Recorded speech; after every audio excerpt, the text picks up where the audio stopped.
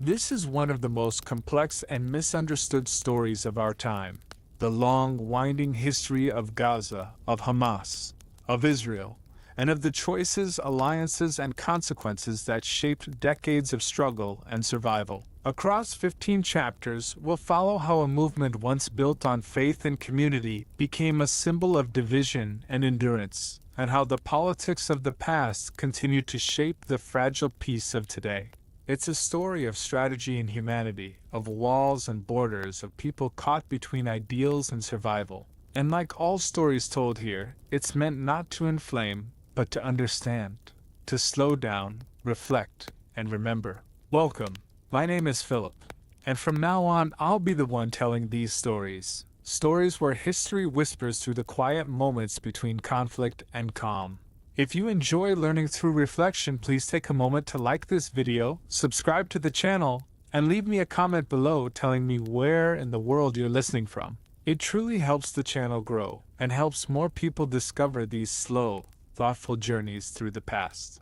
Now, wherever you are, whether it's morning, evening, or the quiet hours of the night, take a deep breath, settle in, and let's begin this story. Part 1. Occupied Ground. In June 1967, Israel captured the Gaza Strip and the West Bank during the Six-Day War. In less than a week of fighting, territories that had been under Egyptian and Jordanian rule since 1948 came under Israeli control. Gaza was small, about 25 miles long and less than 7 miles across, but it held more than 500,000 Palestinians, many of them refugees from villages lost in the 1948 Arab-Israeli War. By the time the occupation began, its refugee camps were among the most crowded places on earth. The Israeli government now faced an unfamiliar challenge. It had conquered land populated almost entirely by another people.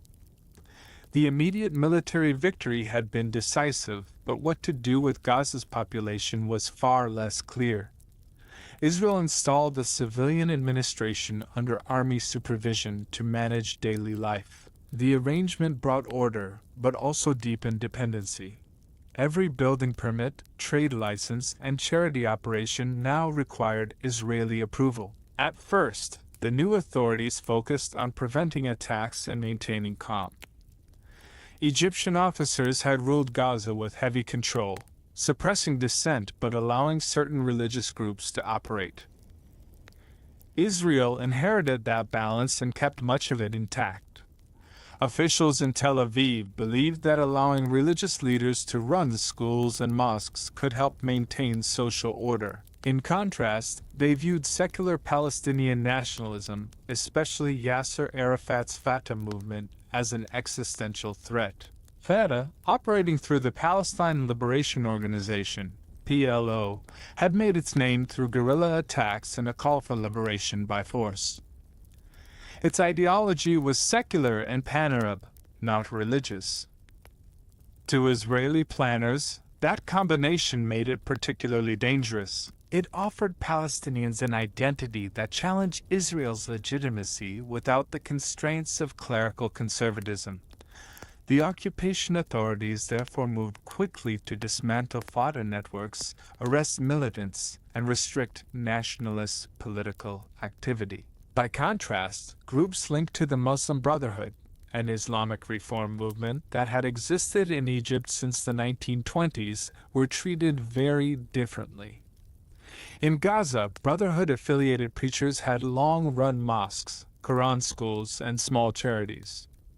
They focused on religious education, social welfare, and moral renewal rather than direct confrontation. Their message emphasized patience, charity, and faith in divine justice, concepts that pose no immediate military danger.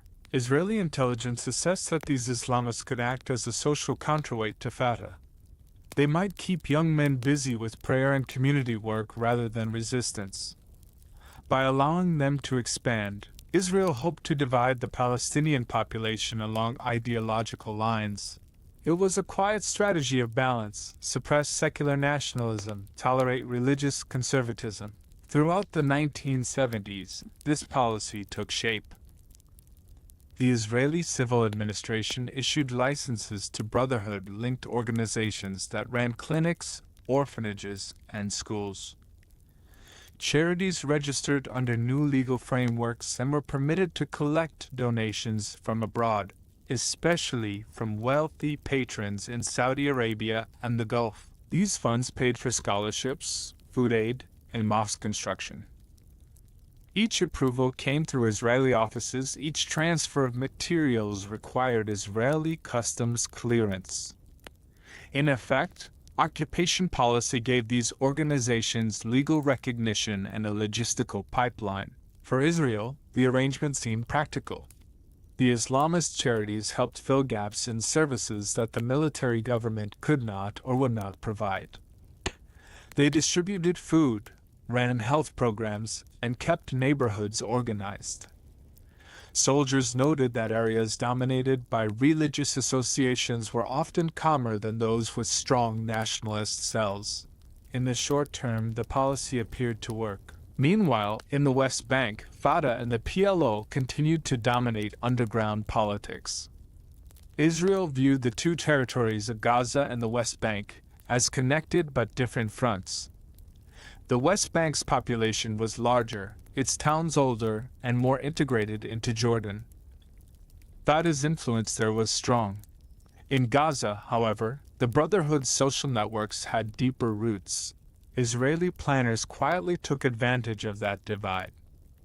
A weaker, religious Gaza was thought to be easier to control than a united nationalist movement spanning both territories. During the same period, American foreign policy played an indirect supporting role.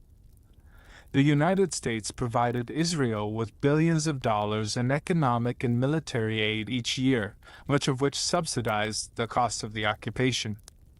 Washington's strategic focus was the Cold War, not internal Palestinian politics. As long as Israel remained a stable, pro-Western ally, few questions were asked about how its internal administration functioned. U.S. officials encouraged Israel to maintain order and prevent radicalization. Israeli commanders believed their Islamic option in Gaza achieved exactly that. Inside Gaza, the result was a quiet transformation.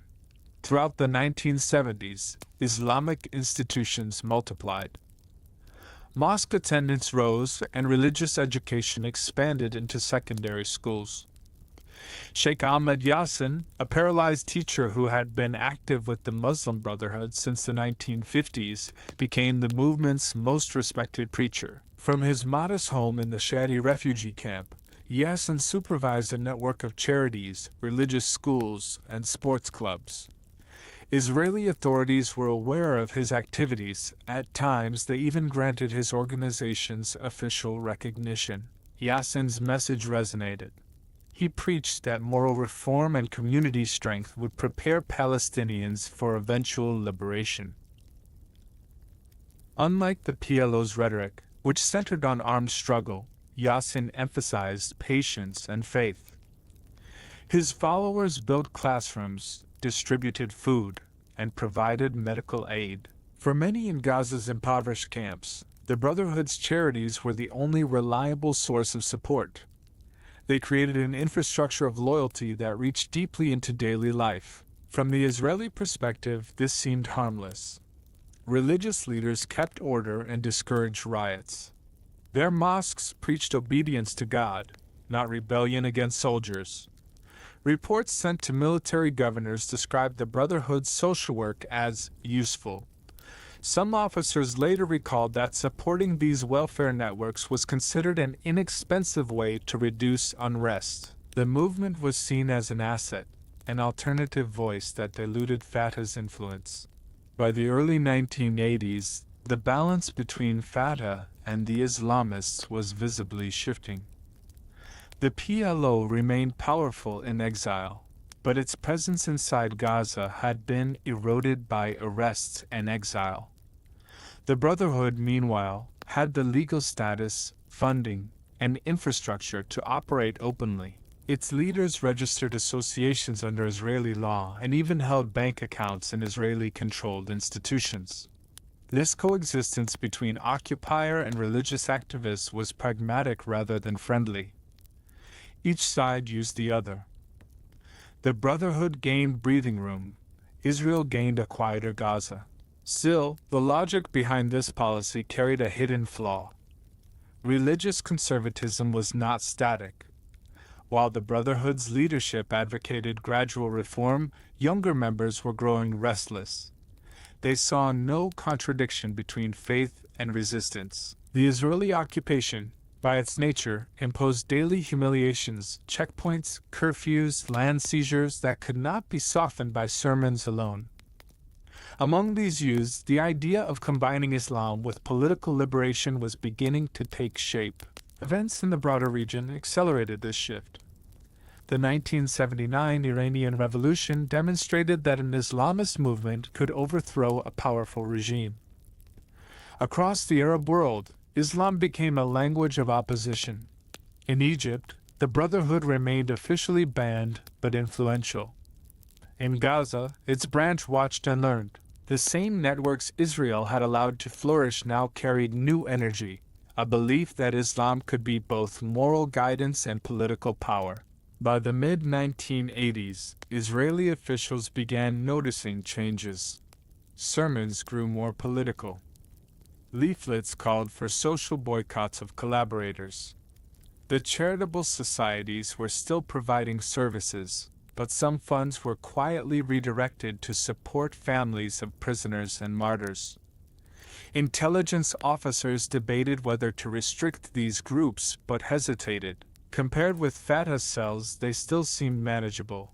In retrospect, these decisions formed the foundation of Hamas. The network of schools, clinics, and mosques built under Israeli supervision became the skeleton of a future movement. Its leaders had financial systems, community loyalty, and organizational experience, all developed while Israel considered them a stabilizing force. The occupation had created an unintended partner. By permitting the Brotherhood's rise, Israel had cultivated a counterbalance to Fatah. The aim was divide and rule. The result was the birth of a disciplined, ideologically driven infrastructure that could one day mobilize thousands. The relationship was not one of open alliance, but of overlapping convenience. Israel saw order, the Islamists saw opportunity. When unrest finally erupted in 1987, the First Intifada, this structure would transform almost overnight into the organization known as Hamas. But in the mid-1970s and early 1980s, few Israeli officials foresaw that outcome. To them, the policy looked logical, even clever. They were managing two rival currents within Palestinian society, nationalism and Islamism. Both could be manipulated, neither would be allowed to unite. The occupation's administrative files from that era tell a story of permits, budgets, and legal authorizations. On paper, it was bureaucratic normalcy. In practice, those documents were the architecture of a movement. The schools and mosques they approved would one day produce leaders and fighters. The financial channels they legalized would carry funds for social programs that later financed resistance. Every policy intended to maintain calm contributed a small piece to the creation of something far more enduring. When historians look back at those years, the pattern becomes clear. Hamas did not emerge from a vacuum. It grew within a framework designed to manage, not empower. Yet by trying to weaken one adversary, Israel helped shape another, one built not on exile and ideology but on neighborhoods, religion, and social loyalty. The decision to favor one voice over another planted the roots of a conflict that would outlast the policymakers who made it. The story of those early years is therefore not only about occupation and resistance. It is about the unintended consequences of strategy. In Gaza's crowded camps, under Israeli rule, a policy crafted to divide Palestinians instead gave birth to a force that would one day unite many of them under a different banner. Part 2: Permits and Piety.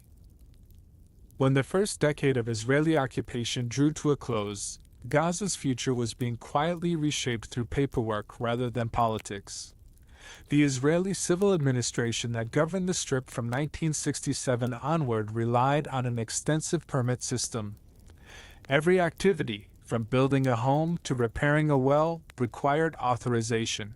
This same system would also determine which organizations were allowed to operate and which were not. Within that bureaucratic framework, the network of Islamic charities connected to the Muslim Brotherhood thrived.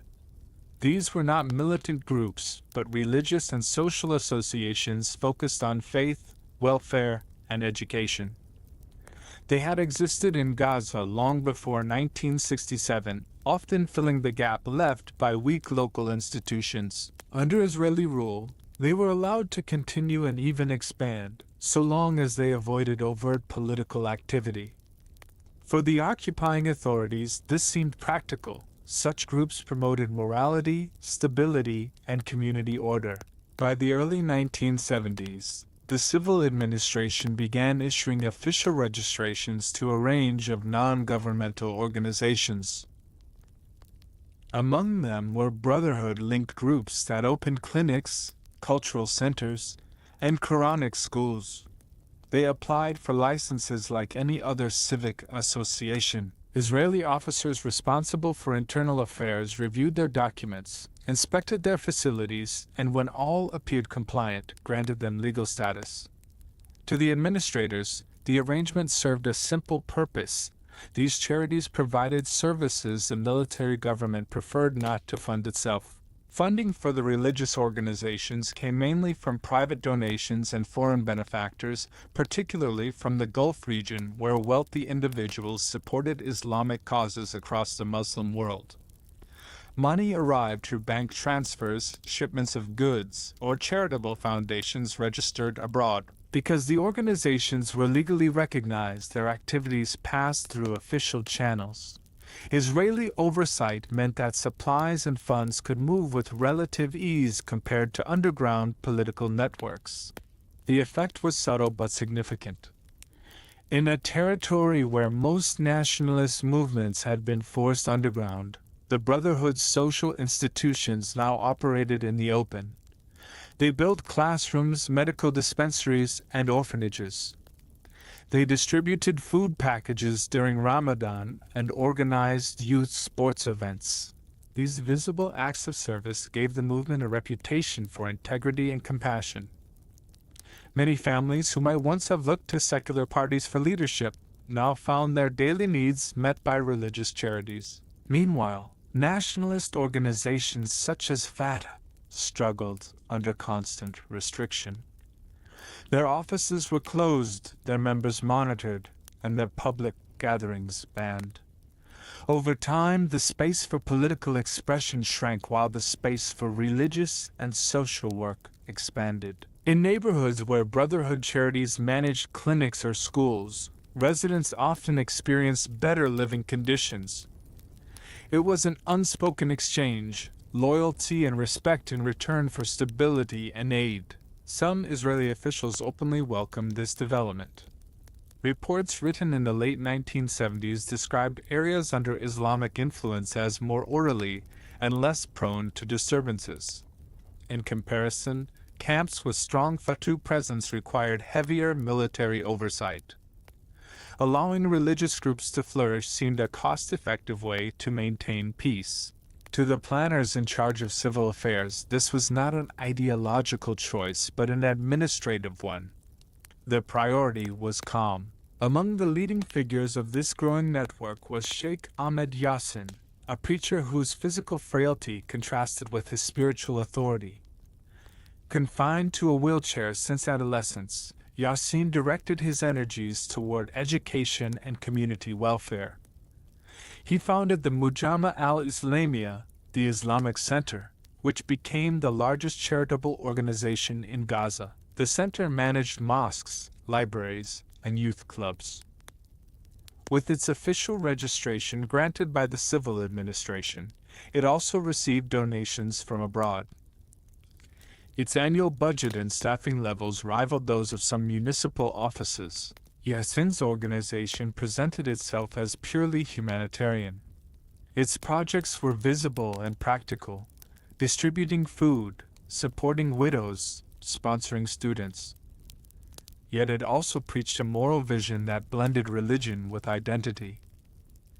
In sermons and pamphlets, Yassin urged Palestinians to rebuild their society through faith and discipline. While his message was not openly political, it contrasted sharply with the secular nationalism of the PLO.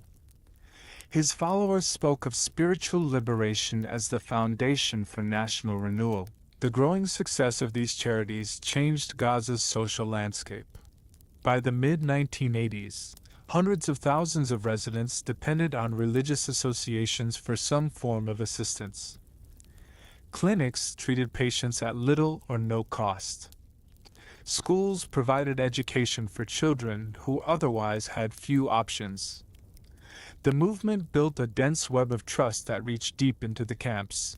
Within this network, future political leaders, teachers, and social workers were trained. They learned how to manage funds, organize volunteers, and navigate the legal procedures of occupation. These were skills that would later serve a very different purpose. To the Israeli administration, the arrangement remained advantageous. Officially, the Islamic associations were apolitical. They discouraged the kind of street protests that disrupted order. Intelligence assessments from that period noted that their leaders spoke more about morality than resistance. In a territory where unemployment and frustration were constant, their community programs helped prevent unrest. The logic seemed sound. Empowering religious social work would weaken militant nationalism. Outside observers rarely paid attention. For Washington and other Western capitals, the focus was on regional stability and Cold War alliances.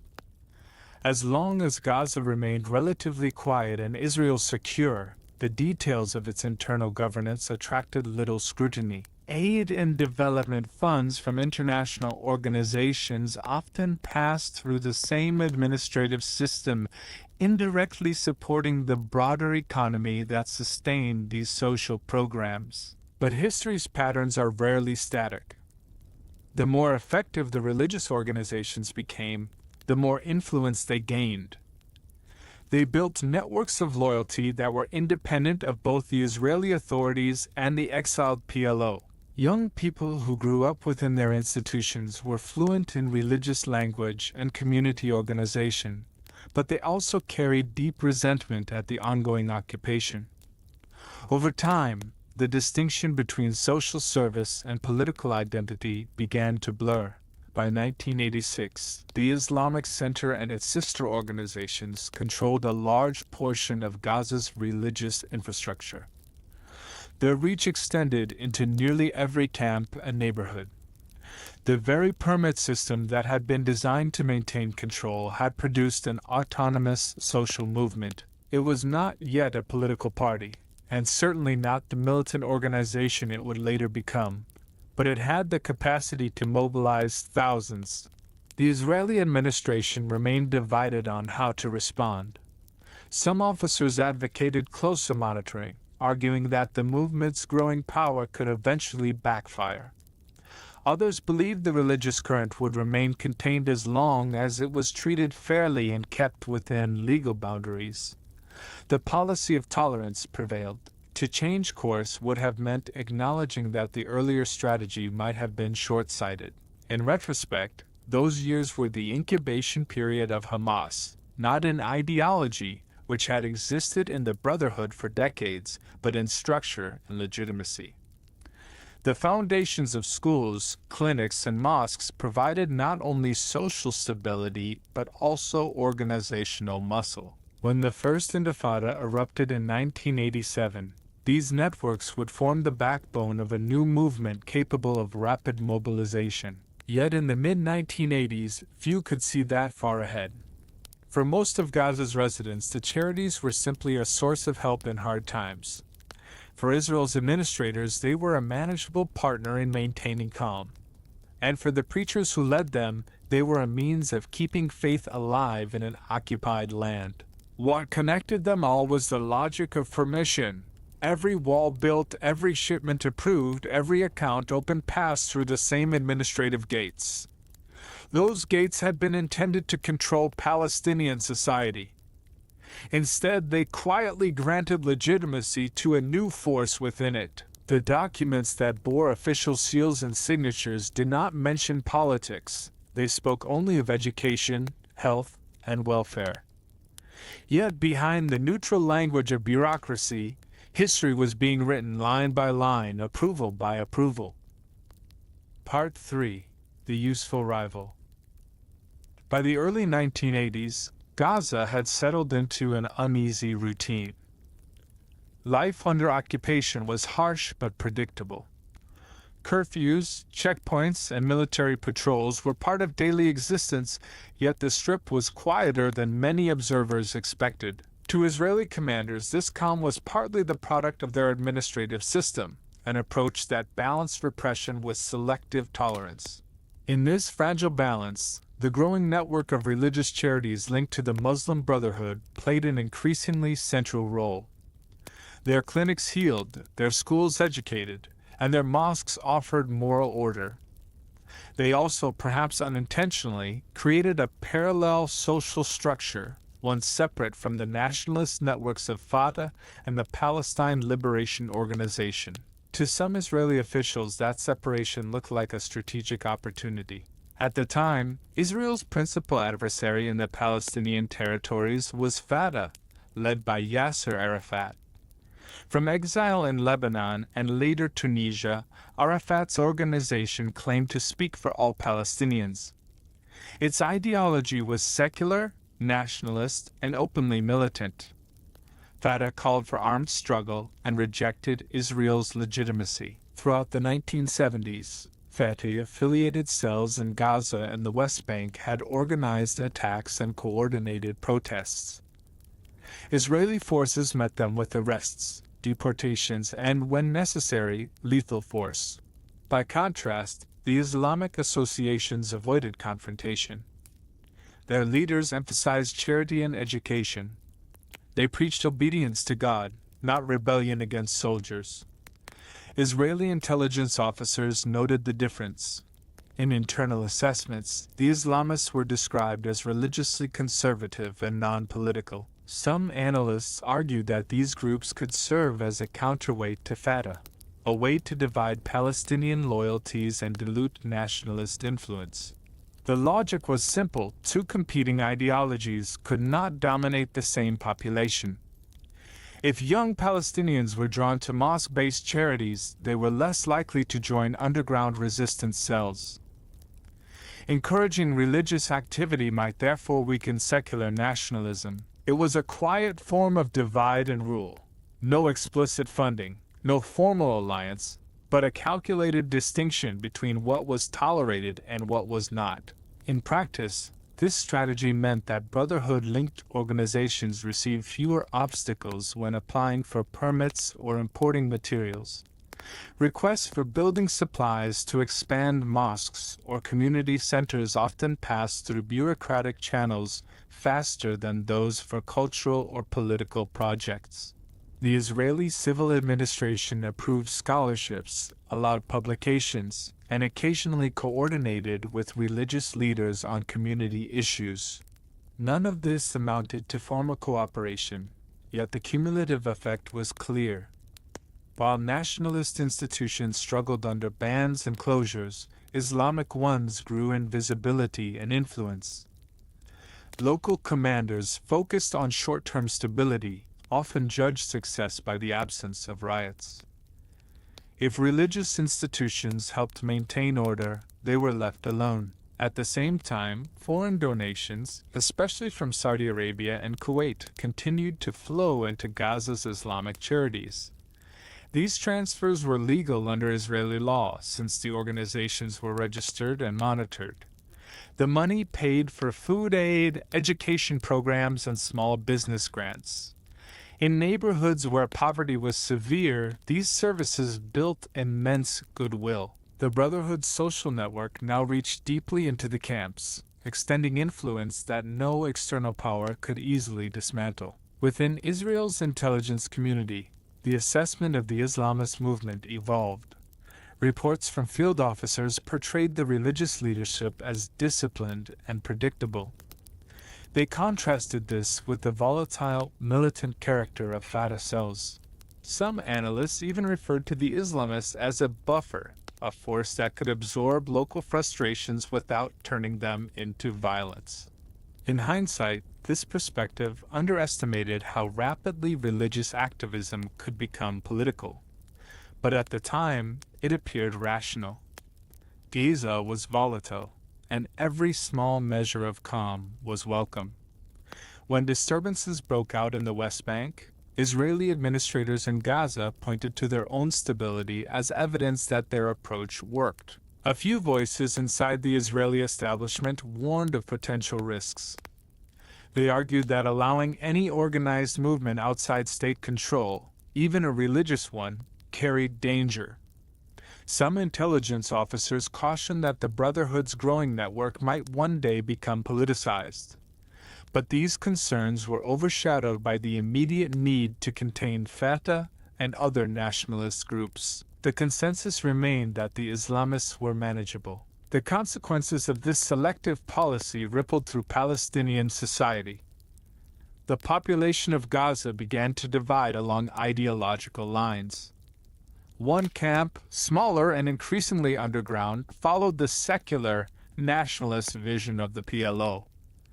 The other, larger and more visible, gravitated toward the moral and religious world of the Brotherhood. The latter provided tangible benefits: food, jobs, education, and social belonging. In an environment of poverty and occupation, such practical support outweighed abstract political slogans. This division suited Israeli interests in the short term. A fragmented Palestinian community was easier to govern.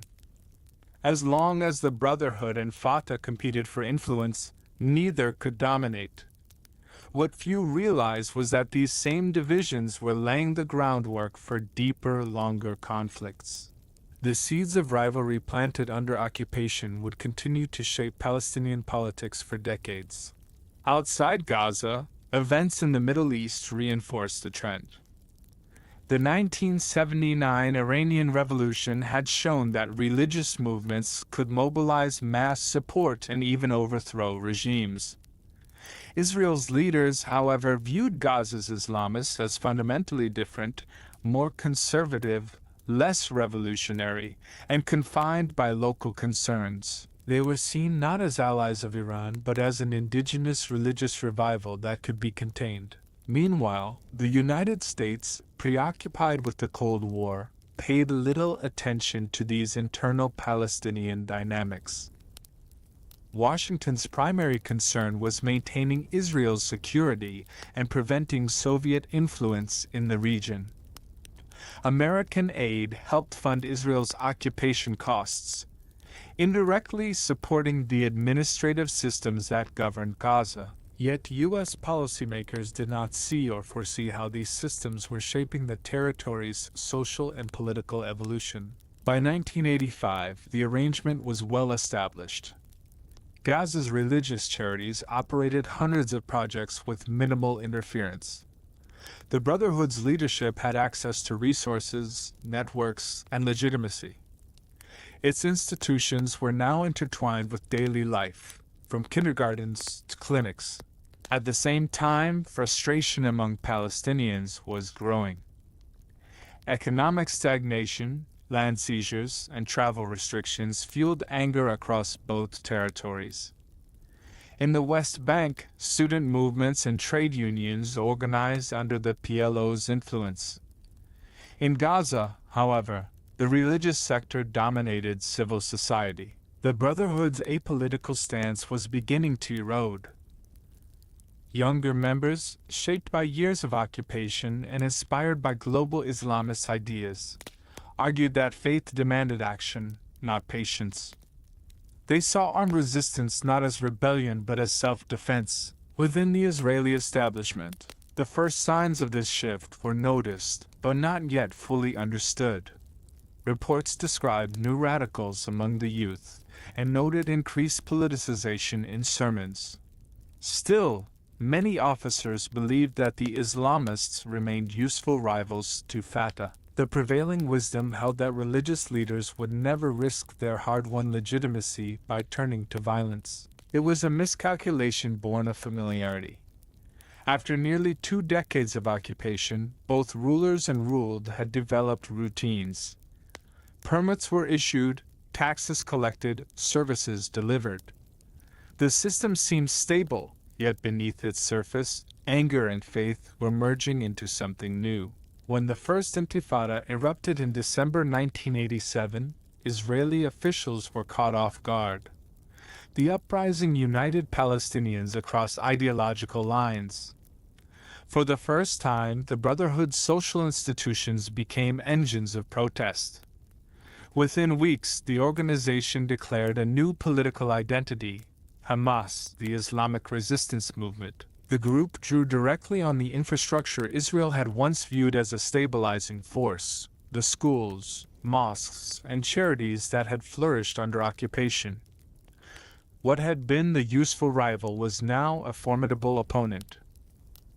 Part 4: Faith and Fire. The First Intifada. By late 1987, the Gaza Strip had become a place of tension disguised as routine. 2 decades of occupation had produced both familiarity and frustration. Israeli patrols moved along the same roads each morning. Palestinian workers crossed checkpoints into Israel to labor in construction or agriculture, and traders filled the markets under the watchful eyes of soldiers. Outwardly, life went on. Beneath the surface, however, anger had reached a breaking point. The immediate spark came on December 8, 1987.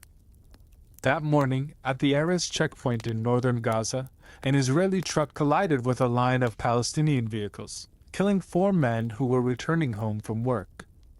The incident was widely viewed by Palestinians as deliberate, though Israeli authorities called it an accident. Within hours, protests erupted in the Jabalia refugee camp.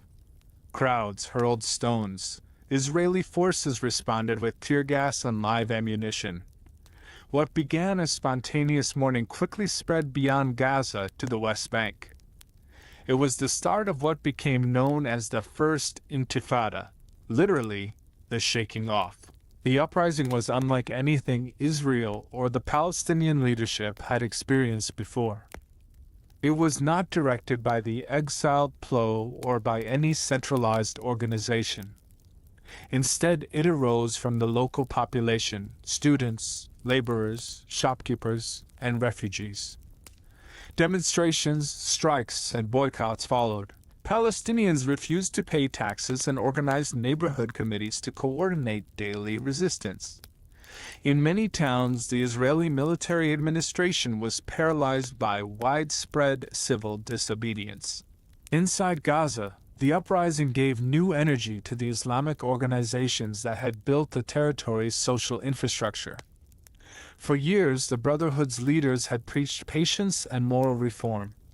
Now, younger members argued that faith required physical action. The violence of the early clashes convinced many that the time for restraint had passed. Within weeks, they began organizing under a new banner, Harakat al-Muqawama al-Islamiyya, the Islamic Resistance Movement, Hamas. The name carried deliberate symbolism. It was both an acronym and an Arabic word meaning zeal or enthusiasm.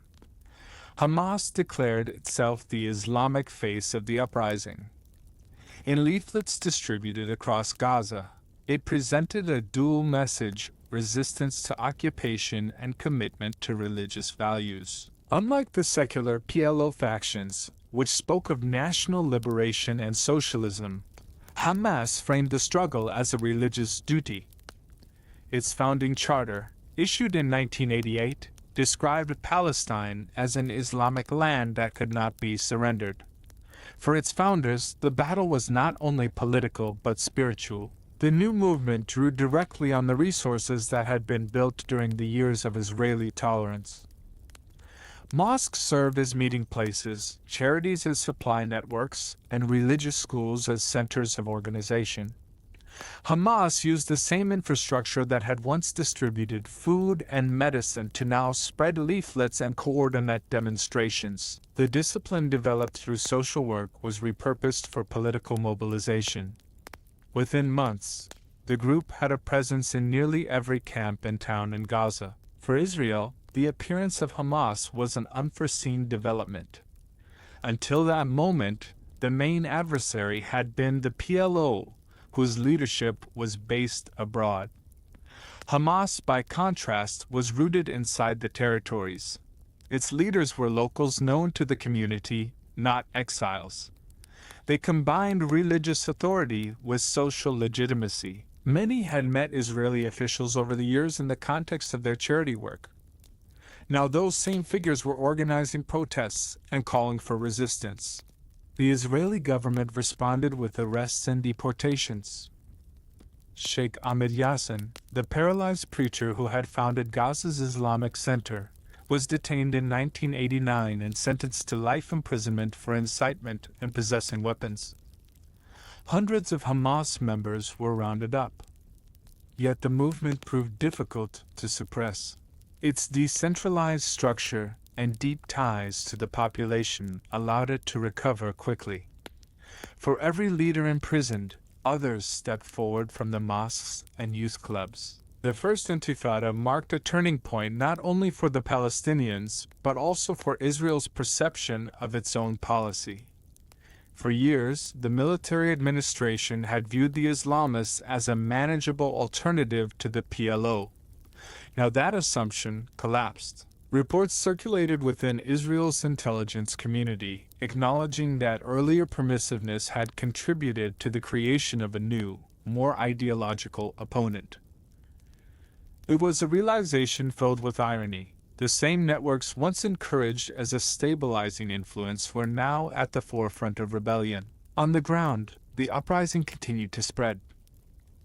In both Gaza and the West Bank, schools and universities became centers of resistance. Students organized marches, women's groups formed to support families of prisoners, shopkeepers closed their stores during general strikes. The Israeli army imposed curfews and arrested thousands.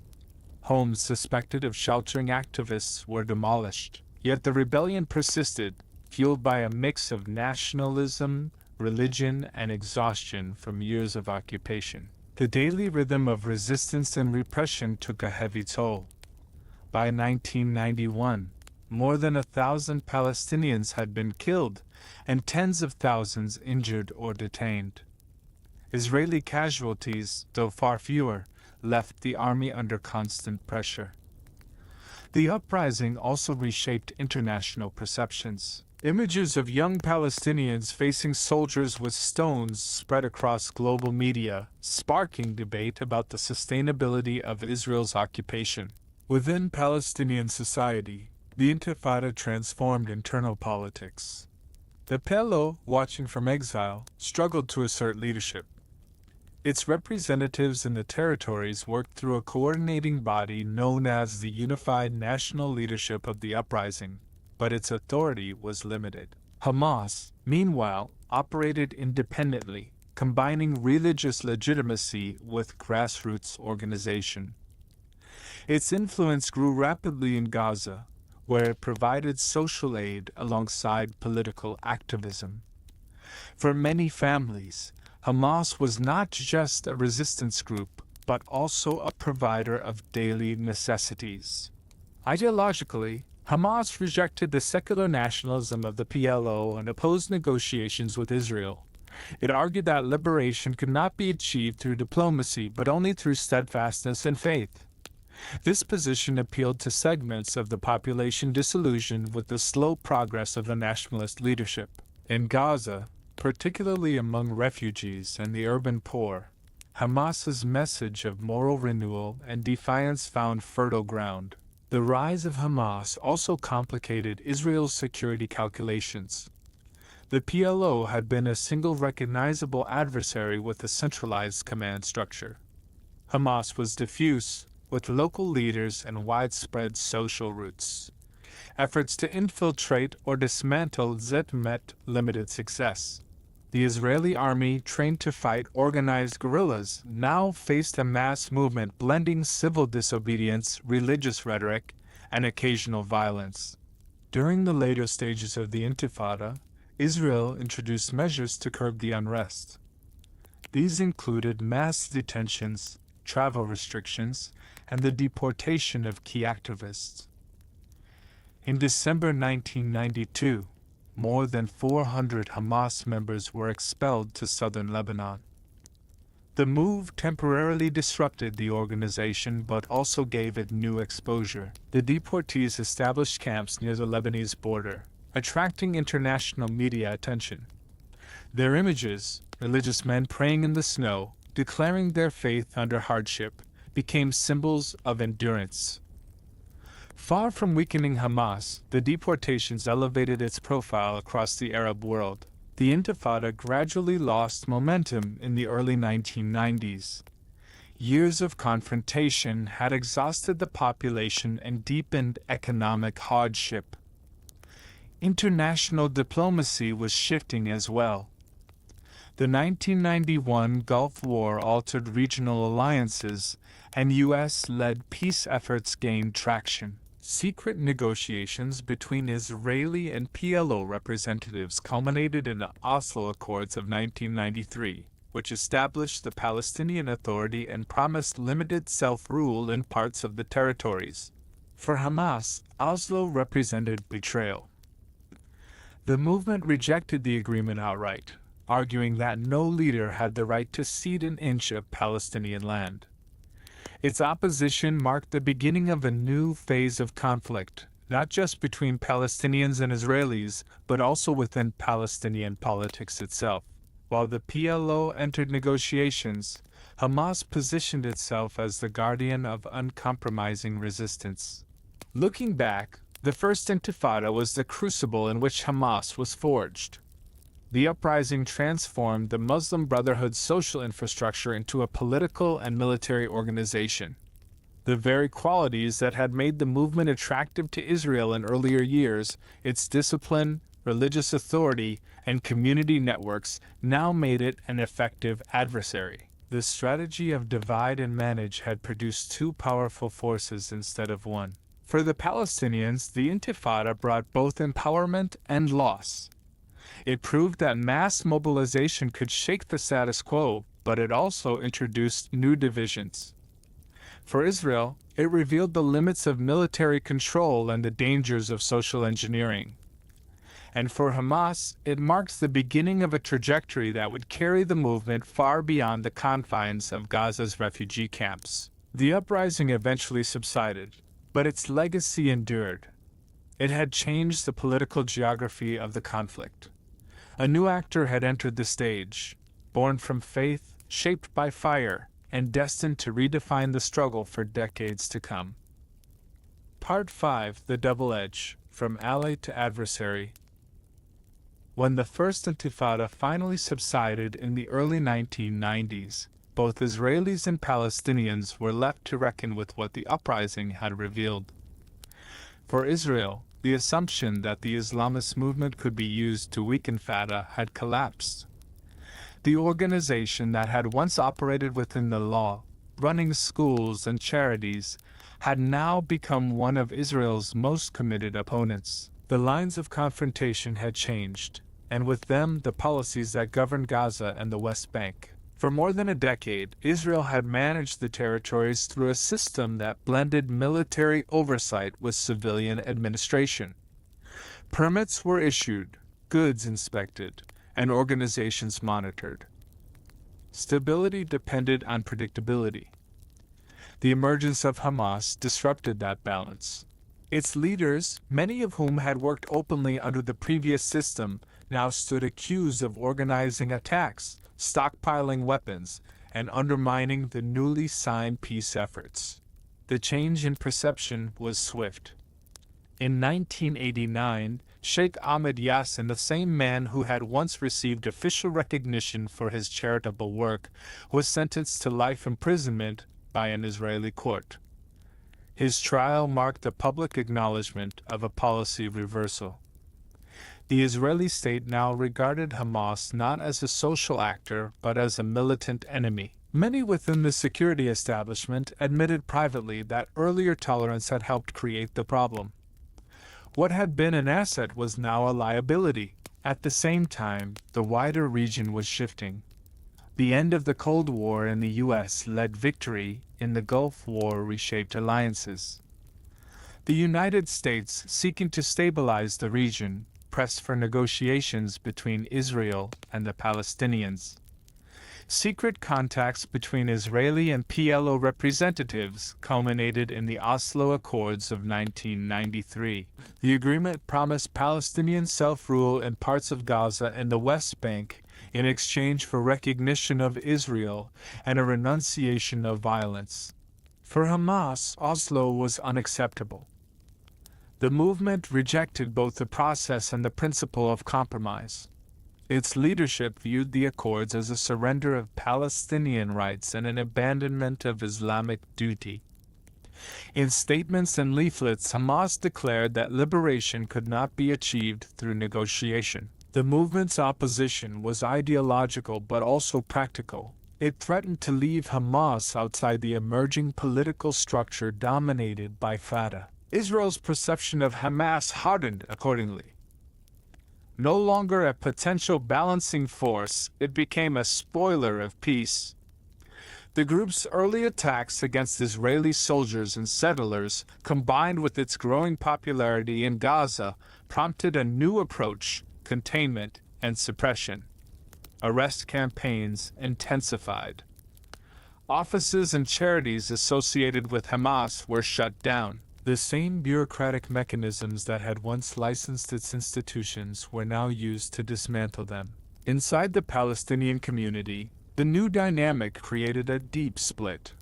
Fatah and the PLO entered the peace process, forming the Palestinian Authority, PA, to govern the autonomous areas. Hamas remained outside, denouncing the PA as collaborators. In Gaza, where Hamas had its strongest base, this division shaped every aspect of political life. The movement continued to run schools and social programs, but its leaders were now subject to constant surveillance and arrest. Despite the pressure, Hamas's support did not disappear. Many Palestinians admired its refusal to compromise. In the eyes of its followers, the organization embodied integrity at a time when others were accused of corruption or capitulation. Its mosques remained full, and its social institutions continued to provide aid where official channels fell short. Israel's efforts to weaken Hamas sometimes strengthened it in the long run, reinforcing its image as the voice of resistance. For the United States, Hamas's rise presented a new dilemma. Washington had invested heavily in the peace process and supported the Palestinian Authority as a partner in negotiation. Hamas's rejection of Oslo and its occasional attacks on Israeli civilians placed it outside the boundaries of acceptable politics. In 1993, the U.S. added Hamas to its list of designated terrorist organizations, aligning with Israel's position. This classification marked the beginning of the group's international isolation, even as its influence inside the territories continued to grow. Throughout the mid-1990s, Israel and the PA cooperated to suppress Hamas. Joint security operations targeted its members, and its publications were censored. Yet the movement adapted. Its clandestine military wing, the Izz-ad-Din al-Qassam brigades, operated separately from its public leadership, carrying out attacks that drew harsh reprisals. These actions undermined the fragile trust between Israel and the PA and provided ammunition to opponents of the peace process on both sides. This situation revealed a paradox. The very structures that had once allowed Hamas to flourish, charities, mosques, and schools, remained deeply embedded in Palestinian society. Shutting them down entirely risked destabilizing Gaza's fragile economy and angering civilians who depended on their services. As a result, Israeli and Palestinian security forces often found themselves tolerating parts of Hamas's network while fighting others. The result was a policy of partial containment rather than total elimination. Inside Israel, debates over this approach grew sharper. Some officials argued that Hamas had to be destroyed completely. Others believed it could still be managed as a political reality. In the Knesset, critics of earlier policies pointed to the 1970s and 1980s as a cautionary tale. They argued that tolerating ideological movements for short-term advantage always carried long-term risks. A few even compared the dynamic to similar experiences elsewhere, where governments had empowered local actors only to face them later as adversaries. The lesson, they said, was that no force could be permanently controlled once it gained its own legitimacy. Meanwhile, Hamas expanded its social reach. The group's welfare programs continued to operate through smaller, less visible channels. International donors sympathetic to its religious message provided funding through intermediaries. These resources enabled the organization to maintain influence even under heavy restrictions. In the refugee camps of Gaza, Hamas-sponsored clinics still treated patients. In its schools, teachers continued to educate children with a mixture of faith and nationalism. By the late 1990s, a generation of Palestinians had grown up knowing both the Israeli occupation and the competing authorities of Fatah and Hamas. For them, the difference between the two movements was not simply ideological, but also practical. One controlled the official institutions, the other filled the social gaps. The divide that had once served Israeli interests, separating religious and nationalist currents, had hardened into a lasting political fault line. The peace process itself began to falter. The assassination of Israeli Prime Minister Yitzhak Rabin in 1995, followed by cycles of violence and failed negotiations, eroded public trust. Each side accused the other of bad faith. In this atmosphere, Hamas's argument that compromise was futile gained resonance. When suicide bombings struck Israeli cities, they further polarized opinion. Supporters of Oslo saw them as proof of Hamas's extremism. Critics of Oslo saw them as evidence that the peace process had failed to deliver security. In Gaza, daily life remained under the shadow of both occupation and internal division. Israeli closures and economic restrictions limited movement and trade. The Palestinian Authority struggled to assert control, while Hamas maintained a parallel presence through its social networks. The two entities coexisted uneasily, sometimes cooperating, often competing, and occasionally clashing. For ordinary Palestinians, politics had become a struggle for survival rather than ideology. For Israel, the transformation of Hamas from tolerated organization to sworn adversary completed a historical arc. What had begun as a calculated effort to weaken the PLO had produced a new, more enduring challenge. The useful rival of the 1970s was now an independent force with its own ideology, infrastructure, and popular base. The state's early strategy of selective tolerance had achieved its immediate goal, dividing Palestinian society, but at a cost that would prove permanent. In hindsight, many analysts described this outcome as an example of unintended consequence. Governments often attempt to manage complex societies through local intermediaries, but once those intermediaries acquire legitimacy, control slips away. In Gaza, the Brotherhood's social network had been allowed to grow because it seemed apolitical. When it transformed into Hamas, that assumption collapsed. By the mid-1990s, Israel found itself confronting a movement it had neither fully understood nor entirely created but had undeniably helped shape. The phrase double edge captured this reality. The same policies that had produced short-term calm had also forged a long-term adversary. For Israel, The lesson was painful. For Hamas, it was empowering.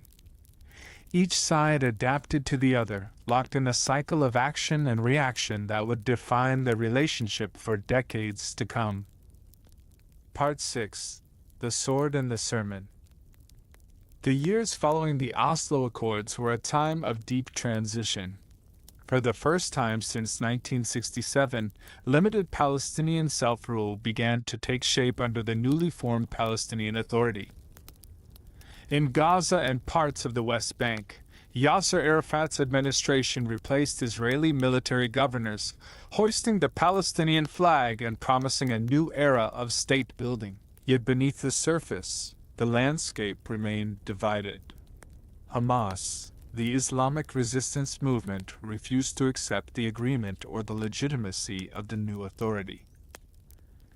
Its leaders declared that no negotiation could alter what they viewed as a religious and historical obligation, the liberation of all of Palestine. While Arafat returned to cheering crowds, Hamas prepared for a different kind of struggle. The organization that had begun as a branch of the Muslim Brotherhood was now a multi-layered entity, combining social, political, and military functions. Its structure reflected years of experience under occupation, decentralized, disciplined, and rooted in local communities. Its leadership was divided between those who favored continuing mass mobilization and those who argued that armed resistance was necessary to prevent the peace process from erasing their cause. The new Palestinian Authority regarded Hamas with ambivalence. On one hand, Arafat's government recognized its popularity and could not afford to alienate its base completely. On the other, the success of the peace process depended on demonstrating control over security. International donors and Israel demanded that the authorities suppress rejectionist groups that might sabotage negotiations. This created a paradox: a Palestinian government, established to pursue self-determination, now had to police its own population in coordination with Israel. Hamas responded by dividing its activities into separate spheres. The first remained the network of social services, clinics, schools, charities, and religious associations that continued to operate in neighborhoods and refugee camps. These institutions provided tangible benefits, food aid, scholarships, and medical care. They also offered moral guidance, promoting values of discipline and faith. Their administrators often presented themselves as apolitical, yet their loyalty to Hamas's ideals was clear. Through them, the movement maintained its legitimacy and expanded its influence among ordinary Palestinians who were weary of corruption and bureaucracy. The second sphere was political and religious outreach. Preachers in mosques, teachers in Islamic schools, and writers in local newspapers framed the post-Oslo period as a test of faith. They argued that Islam required steadfastness in the face of occupation and warned that political compromise could lead to moral decay. These sermons blended theology with social commentary, describing the peace process as a worldly illusion that distracted believers from their higher duty. For many listeners, the message resonated more deeply than speeches from distant politicians. It appealed to a sense of dignity grounded in religion rather than diplomacy. The third sphere, clandestine and tightly controlled, was the armed wing, the Izz ad-Din al-Qassam brigades. Named after a Syrian preacher who had led anti-colonial resistance in the 1930s, the brigades emerged during the final years of the First Intifada. After Oslo, they became the operational branch responsible for attacks against Israeli military targets and later civilians. These actions were carried out by small, compartmentalized cells, making the network difficult to dismantle. The brigades operated largely independent of the public leadership, though they shared ideological alignment. For Hamas, the existence of a military wing symbolized that resistance had not been surrendered to politics. Israel responded with a mixture of containment and retaliation. Security forces conducted arrests and raids, while intelligence agencies tracked funding channels and communications. The assassination of key figures, often carried out by targeted operations, became part of this policy.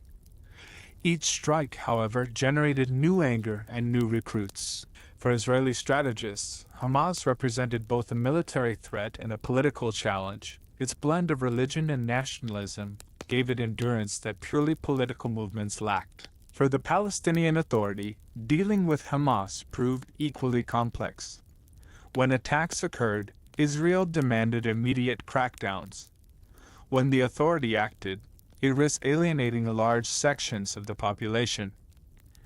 Arafat's security forces imprisoned hundreds of Hamas members and temporarily closed its institutions only to release them later under public pressure. This pattern, arrest, negotiation, and release, reflected the delicate balance the authority tried to maintain between international expectations and domestic realities. Through all of this, Hamas continued to evolve intellectually. Its leaders issued statements and pamphlets redefining the movement's goals in more nuanced terms.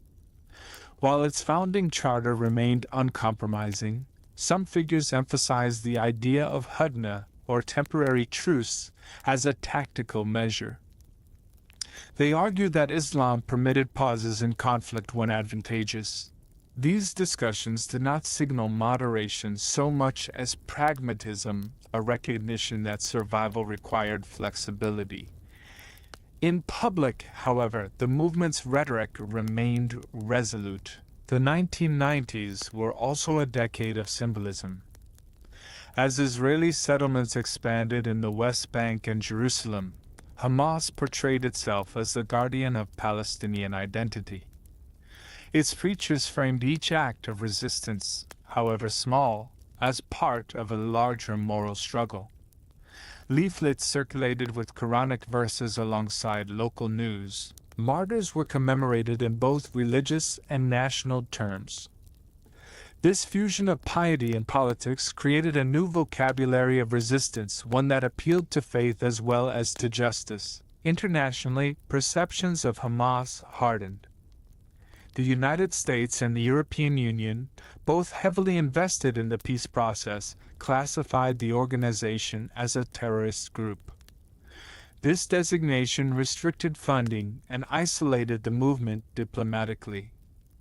Yet the same global attention also raised its profile. In parts of the Arab and Muslim world, Hamas was celebrated as a symbol of defiance. Contributions from sympathizers abroad continued to reach Gaza through informal networks, keeping its social programs alive. Inside Israel, debates intensified about how to handle the dual nature of Hamas. Some argued for complete elimination through military force, others warned that destroying the organization entirely could leave a vacuum filled by chaos or more extreme actors. The dilemma mirrored earlier years, whether to manage or eradicate. Each policy carried risks. As one retired intelligence officer later reflected, "We once allowed them to grow because they were useful. Now we fight them because they endure." The coexistence of sword and sermon defined Hamas's identity. It was both a movement of preachers and of fighters, of social workers and clandestine cells. This duality gave it resilience. When leaders were arrested or killed, its charities continued to operate. When its charities were closed, its underground networks persisted. The organization had become self-sustaining, capable of surviving political isolation and military pressure alike. By the end of the decade, the peace process that had once promised resolution was faltering. Negotiations stalled, settlements expanded, and public trust eroded on both sides. Within this disillusionment, Hamas's message regained traction. To many Palestinians, its refusal to compromise appeared as integrity. To Israelis, it confirmed the impossibility of peace with an enemy that viewed conflict as sacred duty. The dual image persisted, a preacher's voice in the mosque, calling for faith and endurance, and a fighter's silhouette in the shadows preparing for confrontation. Each reflected a different response to the same reality: occupation, disappointment, and the search for dignity. The movement's strength lay in its ability to embody both, offering moral certainty in an age of uncertainty. The 1990s ended with neither victory nor peace. The Palestinian Authority remained in control of parts of Gaza and the West Bank, but its authority was contested. Israel faced intermittent violence and political divisions over how to proceed. Hamas stood at the center of this tension, no longer a tolerated rival, but not yet the governing power it would later become. Its sermons still filled the mosques, its symbols adorned the walls of camps, and its underground networks quietly prepared for whatever would come next. History had brought the movement full circle, born from charity, shaped by resistance, and sustained by faith. The sword and the sermon were now inseparable, and the consequences of that union would define the next phase of the conflict. Part 7. The Oslo Illusion. When Yasser Arafat and Yitzhak Rabin shook hands on the White House lawn in September 1993, the world saw it as a moment of reconciliation. The image was broadcast around the globe, two men, once sworn enemies, symbolizing the end of decades of bloodshed. Between them stood President Bill Clinton, smiling and confident that history had turned a page. For many observers, the Oslo Accords promised what had once seemed impossible: mutual recognition between Israel and the Palestinians. On paper, Oslo outlined a gradual path toward peace. Israel would withdraw from parts of Gaza and the West Bank, allowing for limited Palestinian self-rule under a new administrative body, the Palestinian Authority. In return, the PLO would renounce violence and recognize Israel's right to exist. Over 5 years, further negotiations were to determine the status of Jerusalem, borders, refugees, and settlements. It was an ambitious framework built on cautious optimism. In Gaza, the announcement was met with mixed emotions. For some, especially older residents who remembered the 1948 war, Oslo felt like the first real step toward independence. For others, it was a source of suspicion. Decades of occupation had created deep distrust. Many doubted that Israel would ever relinquish control or that the Palestinian leadership would deliver genuine sovereignty. Amid the celebrations, there was also unease. That unease found its clearest voice in Hamas. The movement's leaders rejected Oslo from the start. In their eyes, the agreement was not a peace treaty but a concession. They argued that no Palestinian Authority could cede land that was part of the Islamic Trust, or Waqf, belonging to the entire Muslim community. The accord, they said, ignored the rights of refugees and legitimized the occupation under another name. For Hamas, resistance was not a tactic but a moral obligation that could not be traded for political office.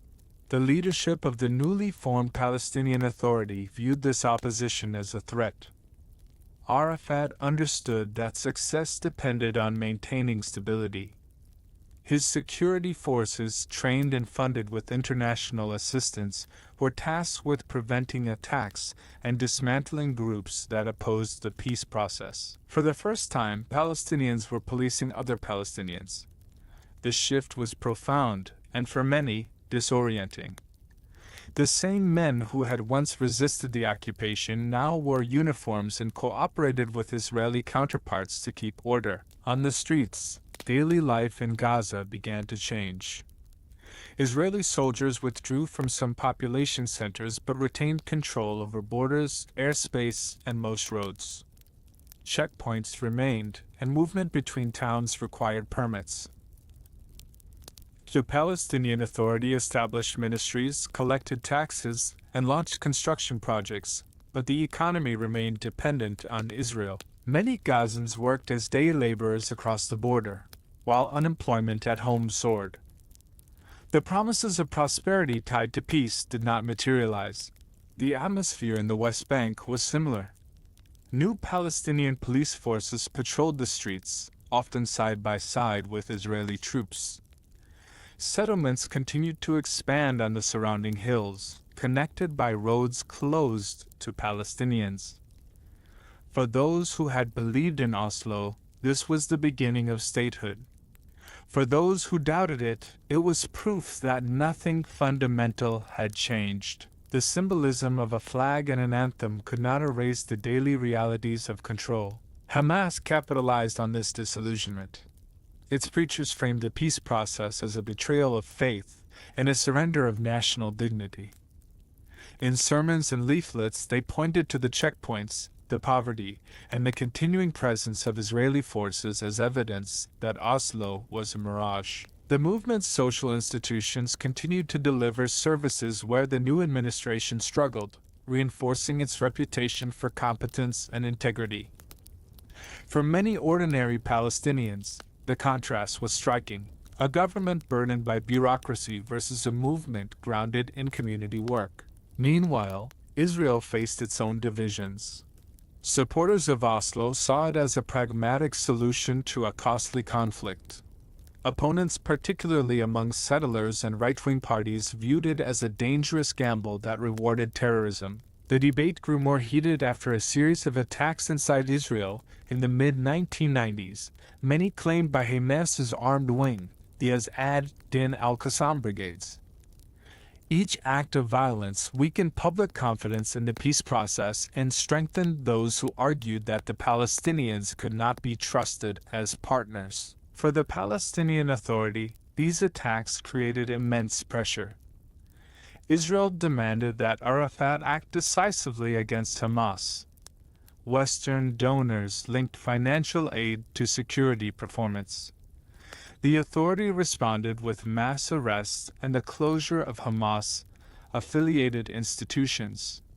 Yet repression had limits. Every crackdown risked sparking protests and undermining the authorities' legitimacy. Hamas's popularity in Gaza and parts of the West Bank meant that it could not simply be erased. Among Palestinians, the internal conflict deepened. Families were divided between loyalty to the new government and sympathy for the resistance. Debates raged in cafes and mosques over whether peace was possible or even desirable. For many, the benefits of Oslo, limited autonomy, new infrastructure, the return of exiled leaders were outweighed by continued restrictions and the expansion of settlements. The gap between expectation and reality grew wider each year. From Israel's perspective, Oslo's promise of security remained unfulfilled. Suicide bombings and shootings eroded trust, and the assassination of Prime Minister Yitzhak Rabin in 1995 by an Israeli extremist further destabilized the process. His successor Shimon Peres tried to continue the negotiations, but public support waned. By 1996, Benjamin Netanyahu's election as prime minister signaled a shift towards skepticism and containment rather than reconciliation. At the local level, these political shifts translated into new hardships. The closure policy, restricting movement of people and goods, became a permanent feature of life. Gaza's borders were sealed for weeks or months at a time, cutting off workers from jobs and families from each other. Each new attack brought tighter controls, which in turn deepened resentment. The cycle of violence and reprisal that Oslo had sought to end returned with renewed intensity. By the late 1990s, the dream of peace had dimmed. The final status negotiations that were meant to resolve the core issues never reached agreement. Jerusalem remained divided, refugees remained in camps, and the outlines of a Palestinian state remained theoretical. The optimism of 1993 gave way to frustration, cynicism, and fatigue. For many Palestinians, Oslo became shorthand for unfulfilled promises, a symbol of hope turned to disappointment. Hamas emerged from this period both isolated and strengthened. Its leaders were excluded from official politics but gained credibility as an alternative voice. The organization's mix of religious conviction and social engagement gave it resilience. Even under surveillance and economic pressure, it continued to operate at the grassroots level. Its refusal to join the peace process, once seen as obstinacy, now looked to some as foresight. The illusion of Oslo lay not only in its political miscalculations but also in its assumptions about human behavior. It relied on the belief that limited autonomy could replace sovereignty, that economic incentives could substitute for justice, and that decades of conflict could be undone through diplomacy alone. These were noble ideas, but they overlooked the realities on the ground. Without genuine equality, the peace process became a framework for managing, rather than resolving, the conflict. For Israel, the failure of Oslo reinforced the conviction that security must come before peace.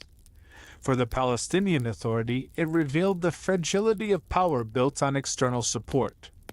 And for Hamas, it confirmed the righteousness of steadfastness, the conviction that endurance, not compromise, was the only path forward.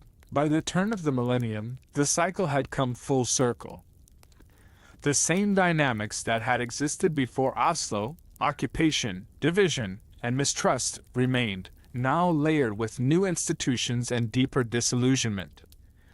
The handshake that had once symbolized hope was remembered with irony. The illusion of peace had faded, but the memory of its promise continued to shape both sides' understanding of what might still be possible. Part 8: The War of Narratives. The late 1990s and early 2000s marked a turning point in how the Israeli-Palestinian conflict was fought. The Oslo Accords had been meant to bring about peace through political negotiation, but when trust collapsed, the struggle moved from the battlefield to the realm of stories and perception.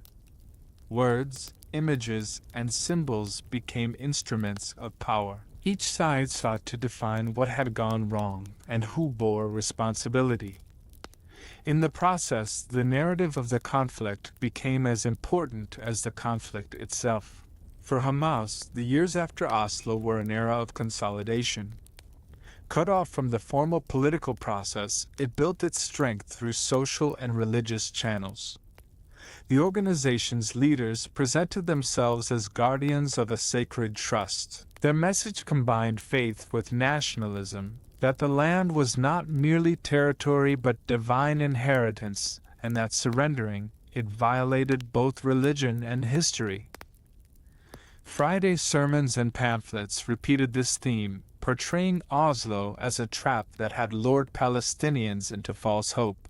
Through mosques, schools, and charitable networks, Hamas reinforced this identity. Its preachers described resistance as a moral duty, not simply a political choice. They used the language of endurance, sumad, steadfastness, to frame the struggle as both spiritual and communal. In refugee camps and impoverished neighborhoods, this message resonated. It spoke to those who felt left behind by the peace process and disillusioned with the corruption of the new Palestinian administration. Israel, meanwhile, developed its own narrative. For Israeli policymakers and much of the public, Hamas became the embodiment of rejectionism, the proof that peace could not be achieved through negotiation alone. Each attack carried out by Hamas's military wing was seen as evidence that withdrawal and compromise invited only violence. Media coverage emphasized the organization's ideology and its refusal to recognize Israel's existence. Within this framing, Israel cast itself as a nation defending its citizens against an enemy driven by fanaticism. The Israeli story was not only told domestically but also internationally. Diplomats and spokespersons argued that Hamas's rise was a direct threat to the peace process and to regional stability. The language of self-defense and counterterrorism became central to Israel's global image. The country's supporters pointed to Hamas's attacks as justification for military measures and the maintenance of security controls in the territories. The Palestinian Authority, caught between these two narratives, struggled to assert its own. Arafat's government needed to demonstrate both resistance and partnership, to show its people that it had not abandoned national aspirations while convincing Israel and the West that it could be a reliable negotiating partner. This balancing act often left it accused of hypocrisy. To Hamas supporters, the authority appeared as an enforcer of Israeli policy. To Israel, it seemed unwilling or unable to curb violence. The resulting tension eroded the authorities' legitimacy, especially in Gaza. Media played a crucial role in shaping these competing stories. Satellite television channels, newly popular in the Arab world, broadcast images from the territories to millions of viewers. Footage of clashes, funerals, and speeches turned local events into regional spectacles. Hamas's rhetoric of defiance found a receptive audience beyond Palestine, while Israel's appeals to security resonated with Western governments. Each image was contested: a child throwing a stone, a soldier firing into a crowd, a building reduced to rubble. Each side used the same event to tell a different story. In this environment, the idea of truth became fragmented. To Palestinians sympathetic to Hamas, Israel's military actions confirmed their view that occupation, not resistance, was the cause of violence. To Israelis, Hamas's attacks proved that the conflict stemmed from ideological hatred, not policy. Between these interpretations, dialogue grew impossible. Both narratives contained elements of reality, yet each excluded the other. The war of narratives became self-perpetuating. Hamas's strength lay in its ability to merge religion with social identity. It presented itself not merely as a political faction but as a way of life. Its leaders appeared in mosques and on local television, speaking in the language of ordinary people. They invoked faith as both comfort and command, turning suffering into proof of righteousness. When Israel carried out arrests or airstrikes, Hamas portrayed the victims as martyrs whose blood renewed the nation's covenant with God. The movement's publications emphasized patience and endurance, using the cadence of scripture to give political struggle a sacred rhythm. Israel's counter-narrative relied on institutions and diplomacy. Government ministries issued press briefings, organized foreign correspondence tours, and produced documentaries emphasizing the dangers of radical Islam. The narrative was designed not only to justify Israeli security measures but also to maintain Western support. It aligned Israel's fight against Hamas with the global war on terror that followed the September 11th attacks in 2001. In this new geopolitical context, Hamas's resistance was increasingly viewed through the lens of international terrorism rather than national liberation. Within Palestinian society, the division deepened. Some saw Hamas's rhetoric as empowering, a restoration of pride after years of disappointment. Others viewed it as destructive, locking Palestinians into endless conflict and isolation. Intellectuals and journalists debated the meaning of resistance. Was it moral courage or strategic folly? The same questions echoed in Israel, where peace activists warned that the occupation itself was feeding extremism, even as others demanded harsher measures for security. Both societies were shaped by fear and mistrust, and both used history to justify their fears. As the new millennium began, the fragile calm of the late 1990s gave way to renewed violence. The failure of the Camp David talks in 2000 and the eruption of the Second Intifada reignited the conflict. Once again, each side turned to its established narrative to explain the chaos.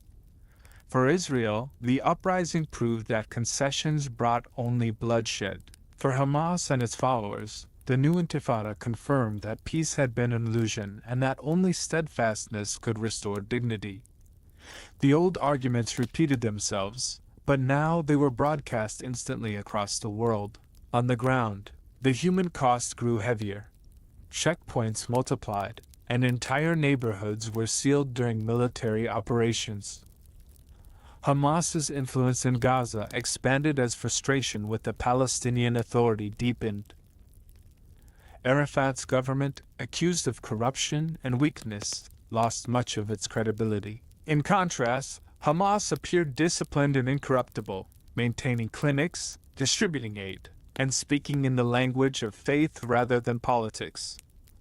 The same qualities that once made it a useful rival now made it a durable opponent. Both Israel and Hamas learned to use the narrative war strategically. Each knew that international perception could shape political outcomes as much as battlefield events.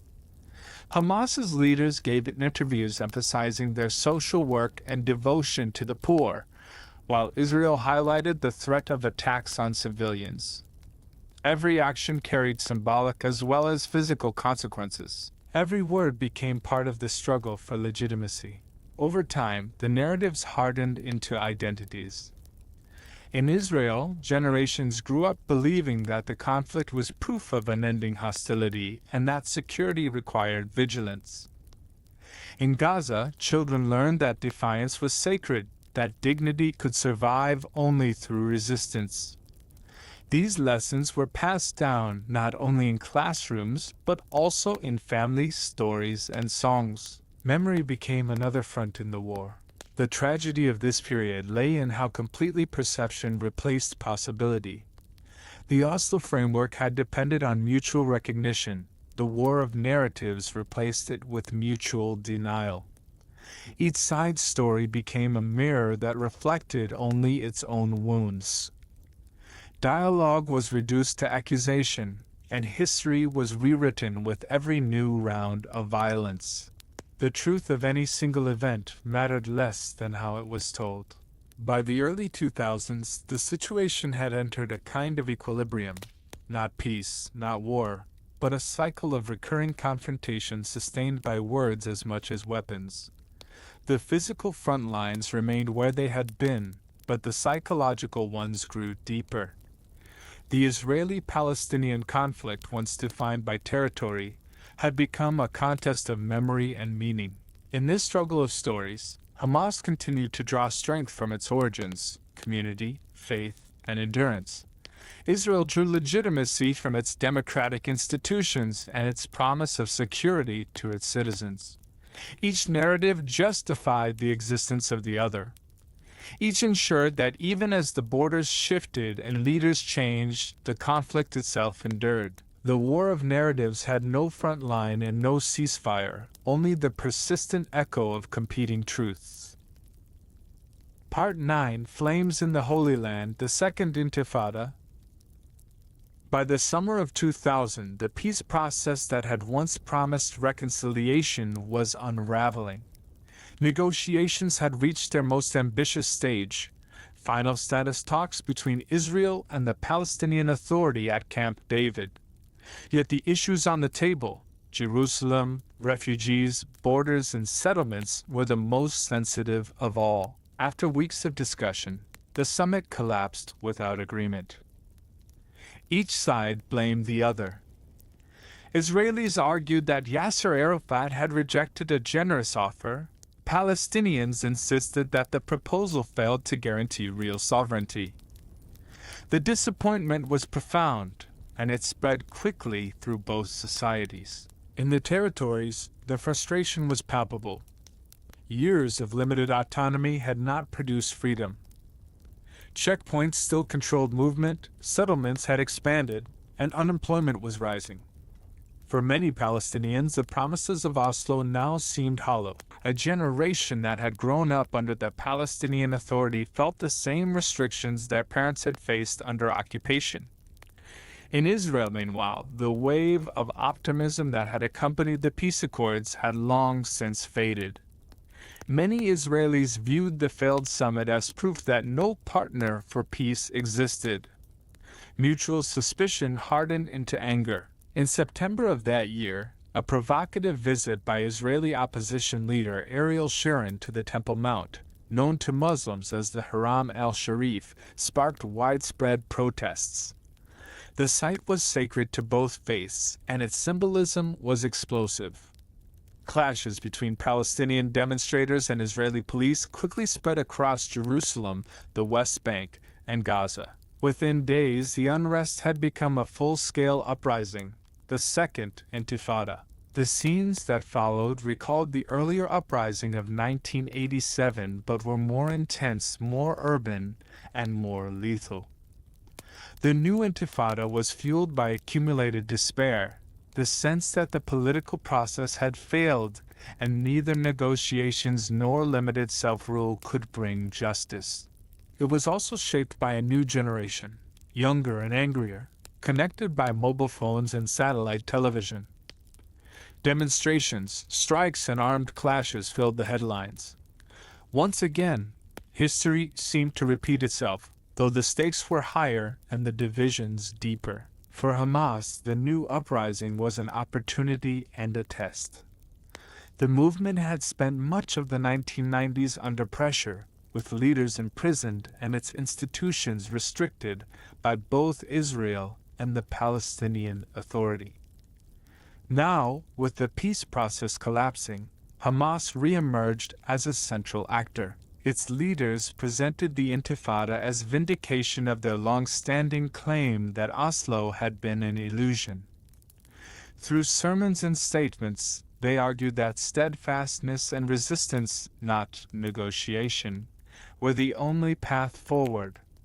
The organization's social networks mobilized to support families affected by the violence, providing food, medicine, and compensation. Its influence in Gaza expanded rapidly as the authority of Arafat's government weakened. The Palestinian Authority faced an impossible position. It could not openly oppose the uprising, which was driven by the anger of its own people, yet it feared losing control entirely. The authority's security forces, many trained with international support, found themselves in the paradoxical role of both participant and regulator. At times, local commanders joined demonstrations, at others they sought to contain them. Arafat himself tried to navigate between diplomacy and defiance, calling for restraint while accusing Israel of excessive force. The ambiguity reflected a broader truth. The line between governance and resistance had blurred. For Israel, the new Intifada shattered any remaining faith in the Oslo framework. Prime Minister Ehud Barak, who had participated in the failed Camp David summit, faced public outrage over the escalating violence. In the Israeli narrative, the uprising confirmed fears that withdrawal and compromise brought only insecurity. As attacks intensified, the government reoccupied many areas that had been handed to the Palestinian Authority. Military checkpoints multiplied, curfews were imposed, and airstrikes targeted suspected militant infrastructure. The cycle of action and retaliation resumed, erasing much of the progress made during the 1990s. Inside Israeli society, the atmosphere darkened. The optimism of the early peace years gave way to a siege mentality. Public debate turned to questions of deterrence, retaliation, and security walls. In 2001, Ariel Sharon, whose visit to the Temple Mount had helped ignite the uprising, was elected prime minister on a platform of strength and stability. His government adopted a strategy of containment, isolating Palestinian population centers while intensifying countermeasures against Hamas and other militant groups. The construction of a separation barrier in the West Bank began during this period, justified as protection but seen by many Palestinians as a symbol of division and permanence. Hamas's response was multifaceted. Politically, it sought to portray itself as the authentic voice of resistance, contrasting its discipline and sacrifice with what it depicted as the corruption of the Palestinian Authority. Socially, its charities continued to operate amid the chaos, reinforcing its image as a movement of service and faith. Militarily, its armed wing escalated its operations, which in turn provoked harsh Israeli reprisals. Each side's actions reinforced the other's narrative. For Hamas, Israeli strikes proved the occupation's cruelty, For Israel, Hamas's attacks justified further tightening of control. The feedback loop of accusation and response became endless. The Second Intifada also reshaped international perceptions. Western governments, already concerned with global terrorism after the attacks of September 11, 2001, increasingly viewed Hamas through the lens of international security rather than local resistance. Diplomatic pressure on Arafat's administration intensified, urging him to rein in militant groups or risk losing Western support. The Palestinian leader, weakened and aging, found his authority shrinking. By the time he died in 2004, the Palestinian political landscape was fractured between factions loyal to the old nationalist leadership and those aligned with the Islamist opposition. For ordinary Palestinians, daily life deteriorated sharply. Economic closures cut off work opportunities, infrastructure was damaged, movement between towns became nearly impossible. The sense of confinement was overwhelming. Many families depended on humanitarian aid, often distributed through the same local networks associated with Hamas or other organizations. For Israelis, the period brought fear and uncertainty, as attacks within cities eroded the sense of normalcy that had briefly returned during the peace years. Both societies retreated inward, united only in exhaustion. By 2005, the Second Intifada had run its course. Neither side had achieved its goals. Israel maintained security control over most of the territories but had lost hope in a negotiated solution. The Palestinian Authority had gained neither independence nor unity, and Hamas had gained power but remained isolated. That year, Sharon announced Israel's unilateral withdrawal from the Gaza Strip, an attempt to reduce friction by ending direct occupation while retaining control of the borders. The move was greeted with skepticism.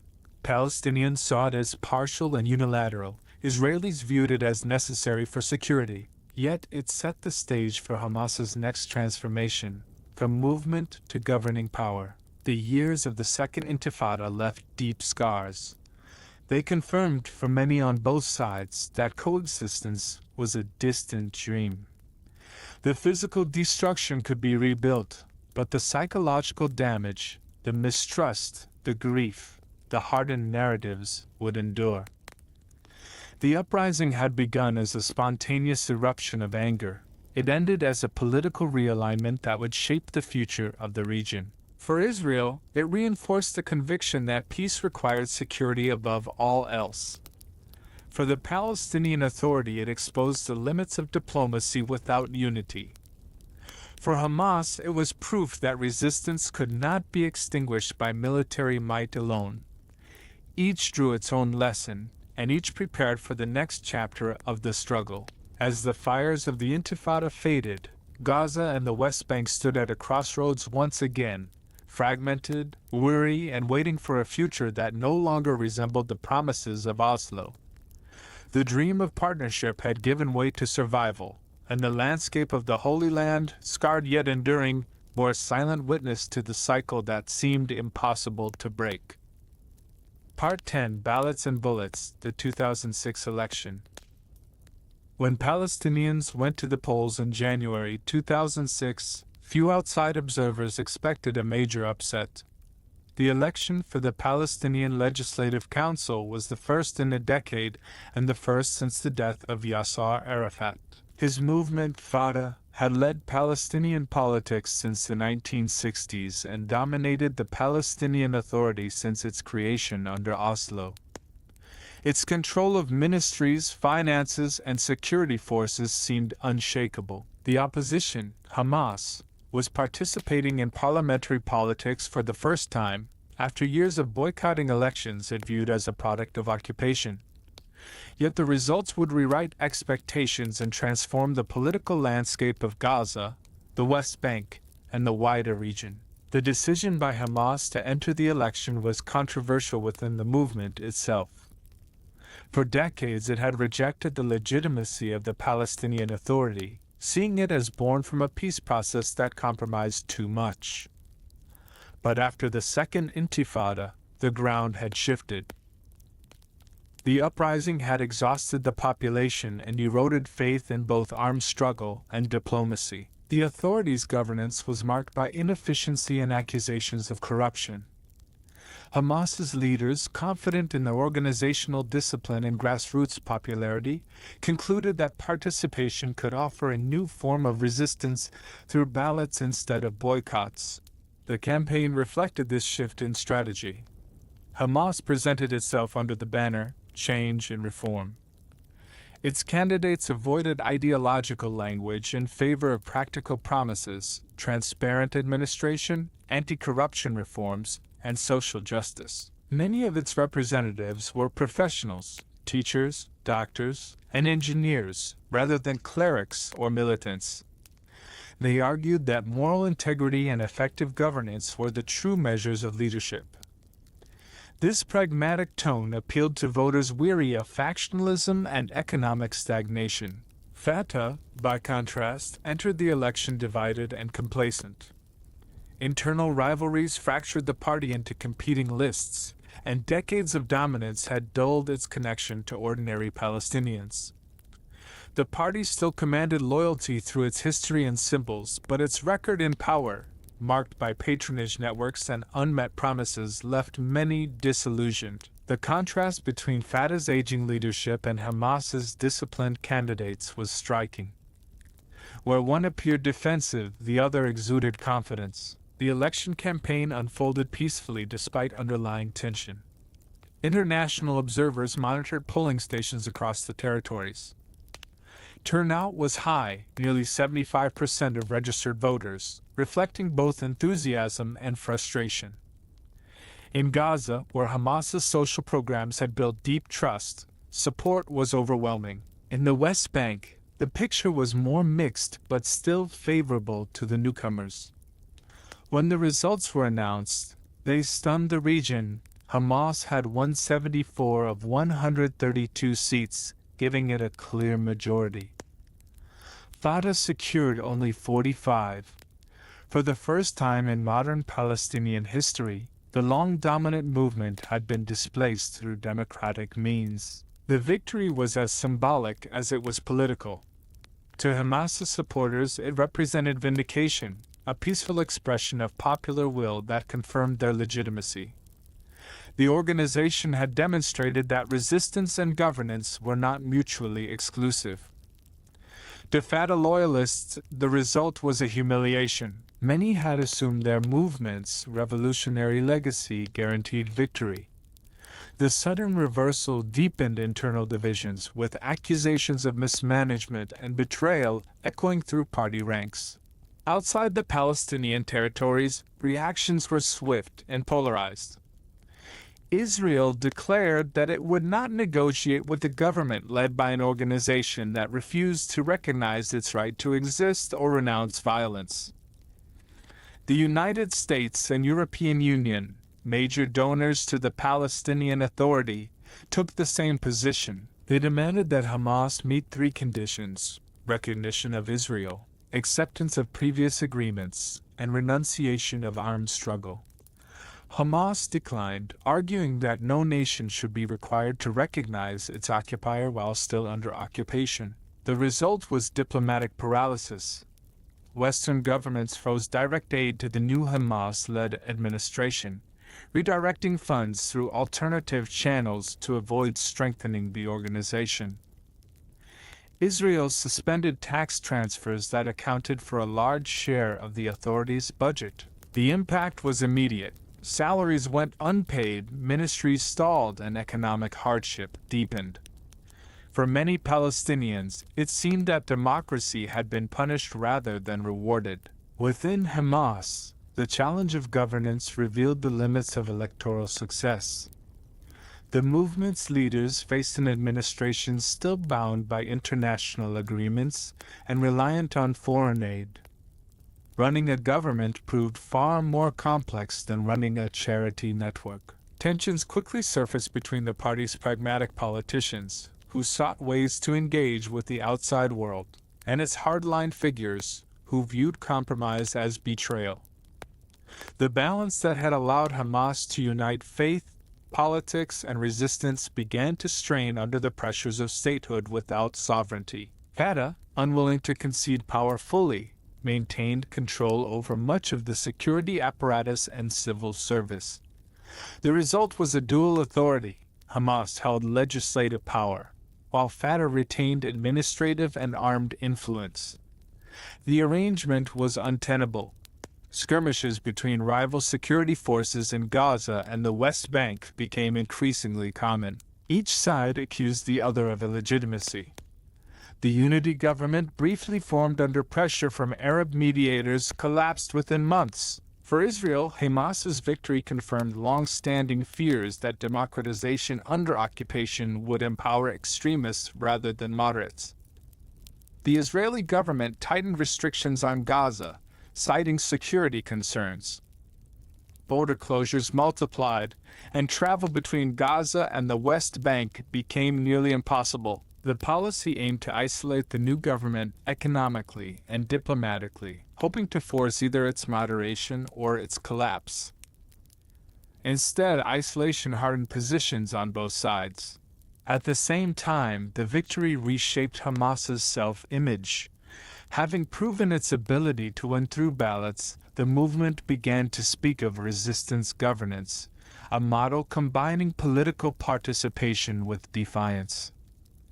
Its leaders argued that good governance was itself a form of resistance, demonstrating that Palestinians could govern their own affairs with integrity. Yet the gap between rhetoric and reality widened. With funding suspended and infrastructure deteriorating, the new administration struggled to deliver basic services. Its popularity, once rooted in competence, began to erode under the weight of isolation. In the West Bank, the Palestinian Authority, still dominated by Fatah, operated in parallel, supported by Western aid and Israeli coordination. Two political systems now existed within one people. The division, which began as an electoral contest, deepened into a structural split that would soon become permanent. For ordinary Palestinians, politics translated into uncertainty. Two governments, two police forces, two sets of orders. Everyday life became entangled in factional loyalties. By 2007, the confrontation reached breaking point. In Gaza, months of tension between Hamas and Fatah security forces exploded into open fighting. Within days, Hamas took control of the Strip, expelling Fatah officials and seizing government buildings. The Palestinian territories were now divided, Hamas ruling Gaza, Fatah governing the West Bank. Each claimed legitimacy, each accused the other of usurpation. The unity envisioned at Oslo had fractured beyond repair. Internationally, reactions followed familiar lines. Israel and Western governments tightened the blockade on Gaza, labeling it a hostile entity. Arab states, divided by their own rivalries, offered inconsistent responses, some supporting reconciliation, others backing one faction over the other. The political geography of the conflict had changed once again. Two administrations, two economies, two realities coexisting under the same unresolved occupation. The 2006 election had been hailed as a milestone of democracy in the Arab world. Yet its aftermath revealed the fragility of democratic processes in contexts of unresolved conflict. Hamas's victory demonstrated that legitimacy could emerge from the ballot box even when it defied international expectations. It also showed that without consensus on the basic rules of coexistence, elections could deepen division rather than heal it. For Israel, the result reinforced its conviction that unilateral actions, such as the 2005 Gaza withdrawal, were preferable to negotiations with unpredictable partners. For the Palestinian Authority, it was a lesson in the cost of internal disunity. For Hamas, it was both triumph and trap, proof of popular support, yet also the beginning of isolation that would define its future. In hindsight, the 2006 election marked the moment when the Palestinian political question transformed from a national struggle into a rivalry between two competing visions. One sought compromise within diplomacy, the other sought endurance through resistance. The ballots had been counted, but the conflict between ballots and bullets, between governance and struggle, had only just begun. Part 11: A State Divided, Gaza Under Siege. In June 2007, the Palestinian map changed overnight. After a brief but decisive struggle, Hamas took control of the Gaza Strip. Its fighters occupied government buildings, expelled Fatah officials, and established full authority over the territory. The Palestinian Authority, led by President Mahmoud Abbas, retained control of the West Bank. From that moment, two separate governments existed within one nation, divided not by geography alone but by ideology, governance, and foreign alliances. The split would define Palestinian politics for years to come. For Israel, Hamas's takeover of Gaza confirmed long-standing fears. The government declared the territory a hostile entity and imposed a strict blockade. Crossings for goods and people were closed except for limited humanitarian cases.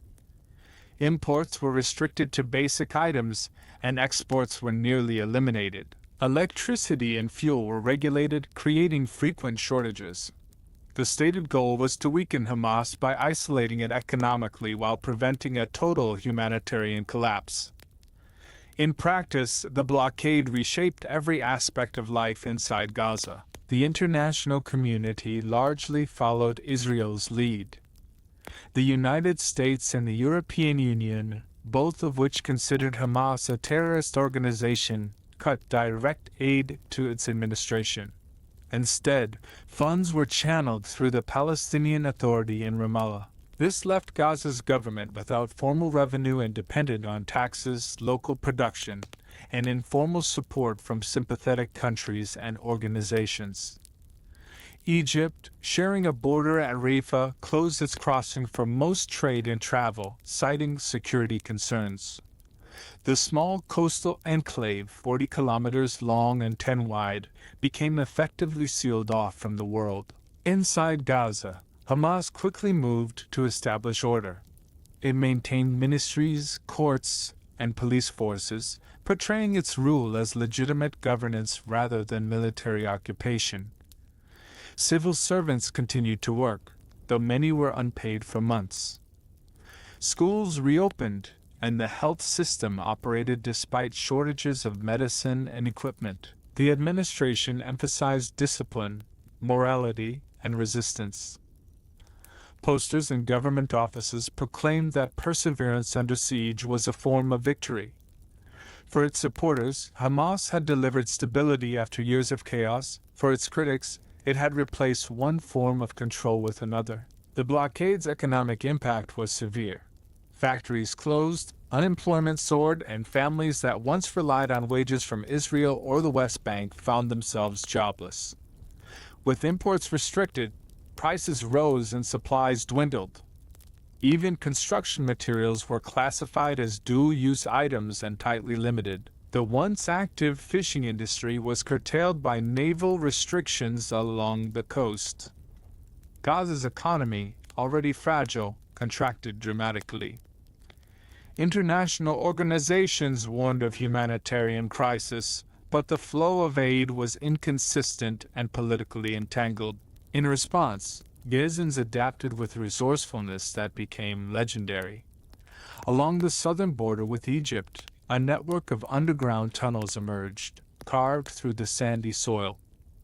These passages supplied everything from food and fuel to construction materials and consumer goods. The tunnel economy created new hierarchies. Operators profited, middlemen traded, and workers risked their lives underground. Israel and Egypt periodically attempted to destroy the tunnels, but they were rebuilt almost as quickly. For many in Gaza, the tunnels symbolized both survival and defiance, a subterranean lifeline in a closed world. Social life under siege developed its own rhythms. Electricity cuts became predictable, a few hours on, several off. Families learned to schedule meals, homework, and business around the power supply. Generators hummed in courtyards, and candlelight became part of evening routines. Internet cafes flourished where electricity was steady, offering young people a glimpse beyond the blockade through screens and chat rooms. Weddings, funerals, and holidays continued, smaller but no less meaningful.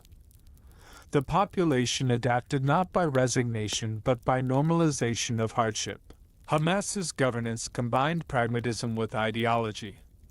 It maintained religious oversight in public institutions, emphasizing modesty and moral conduct, yet it also sought to project administrative competence. Ministers conducted inspections, schools held exams, and municipal workers collected garbage. The movement sought to prove that it could rule effectively despite isolation. Its leaders framed endurance as resistance, portraying the blockade as collective punishment meant to break Palestinian will. Each functioning clinic, each reopened school was presented as evidence of resilience. The Palestinian Authority in the West Bank watched from afar with unease. President Abbas condemned Hamas's rule as illegitimate but struggled to offer an alternative. Negotiations with Israel resumed sporadically but produced little progress. Western aid helped sustain the authorities' institutions, yet its legitimacy among Palestinians weakened. Many saw two governments competing for recognition, while neither delivered unity or freedom. The dream of a single Palestinian state seemed to recede with each passing year. Internationally, the division complicated diplomacy. Efforts to mediation between Hamas and Fatah were undertaken by Egypt, Qatar, and other regional actors.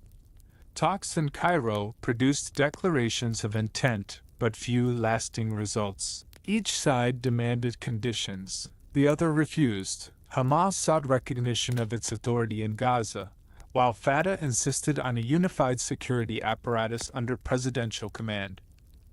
The stalemate persisted. For outside powers, the split offered both a challenge and a convenience.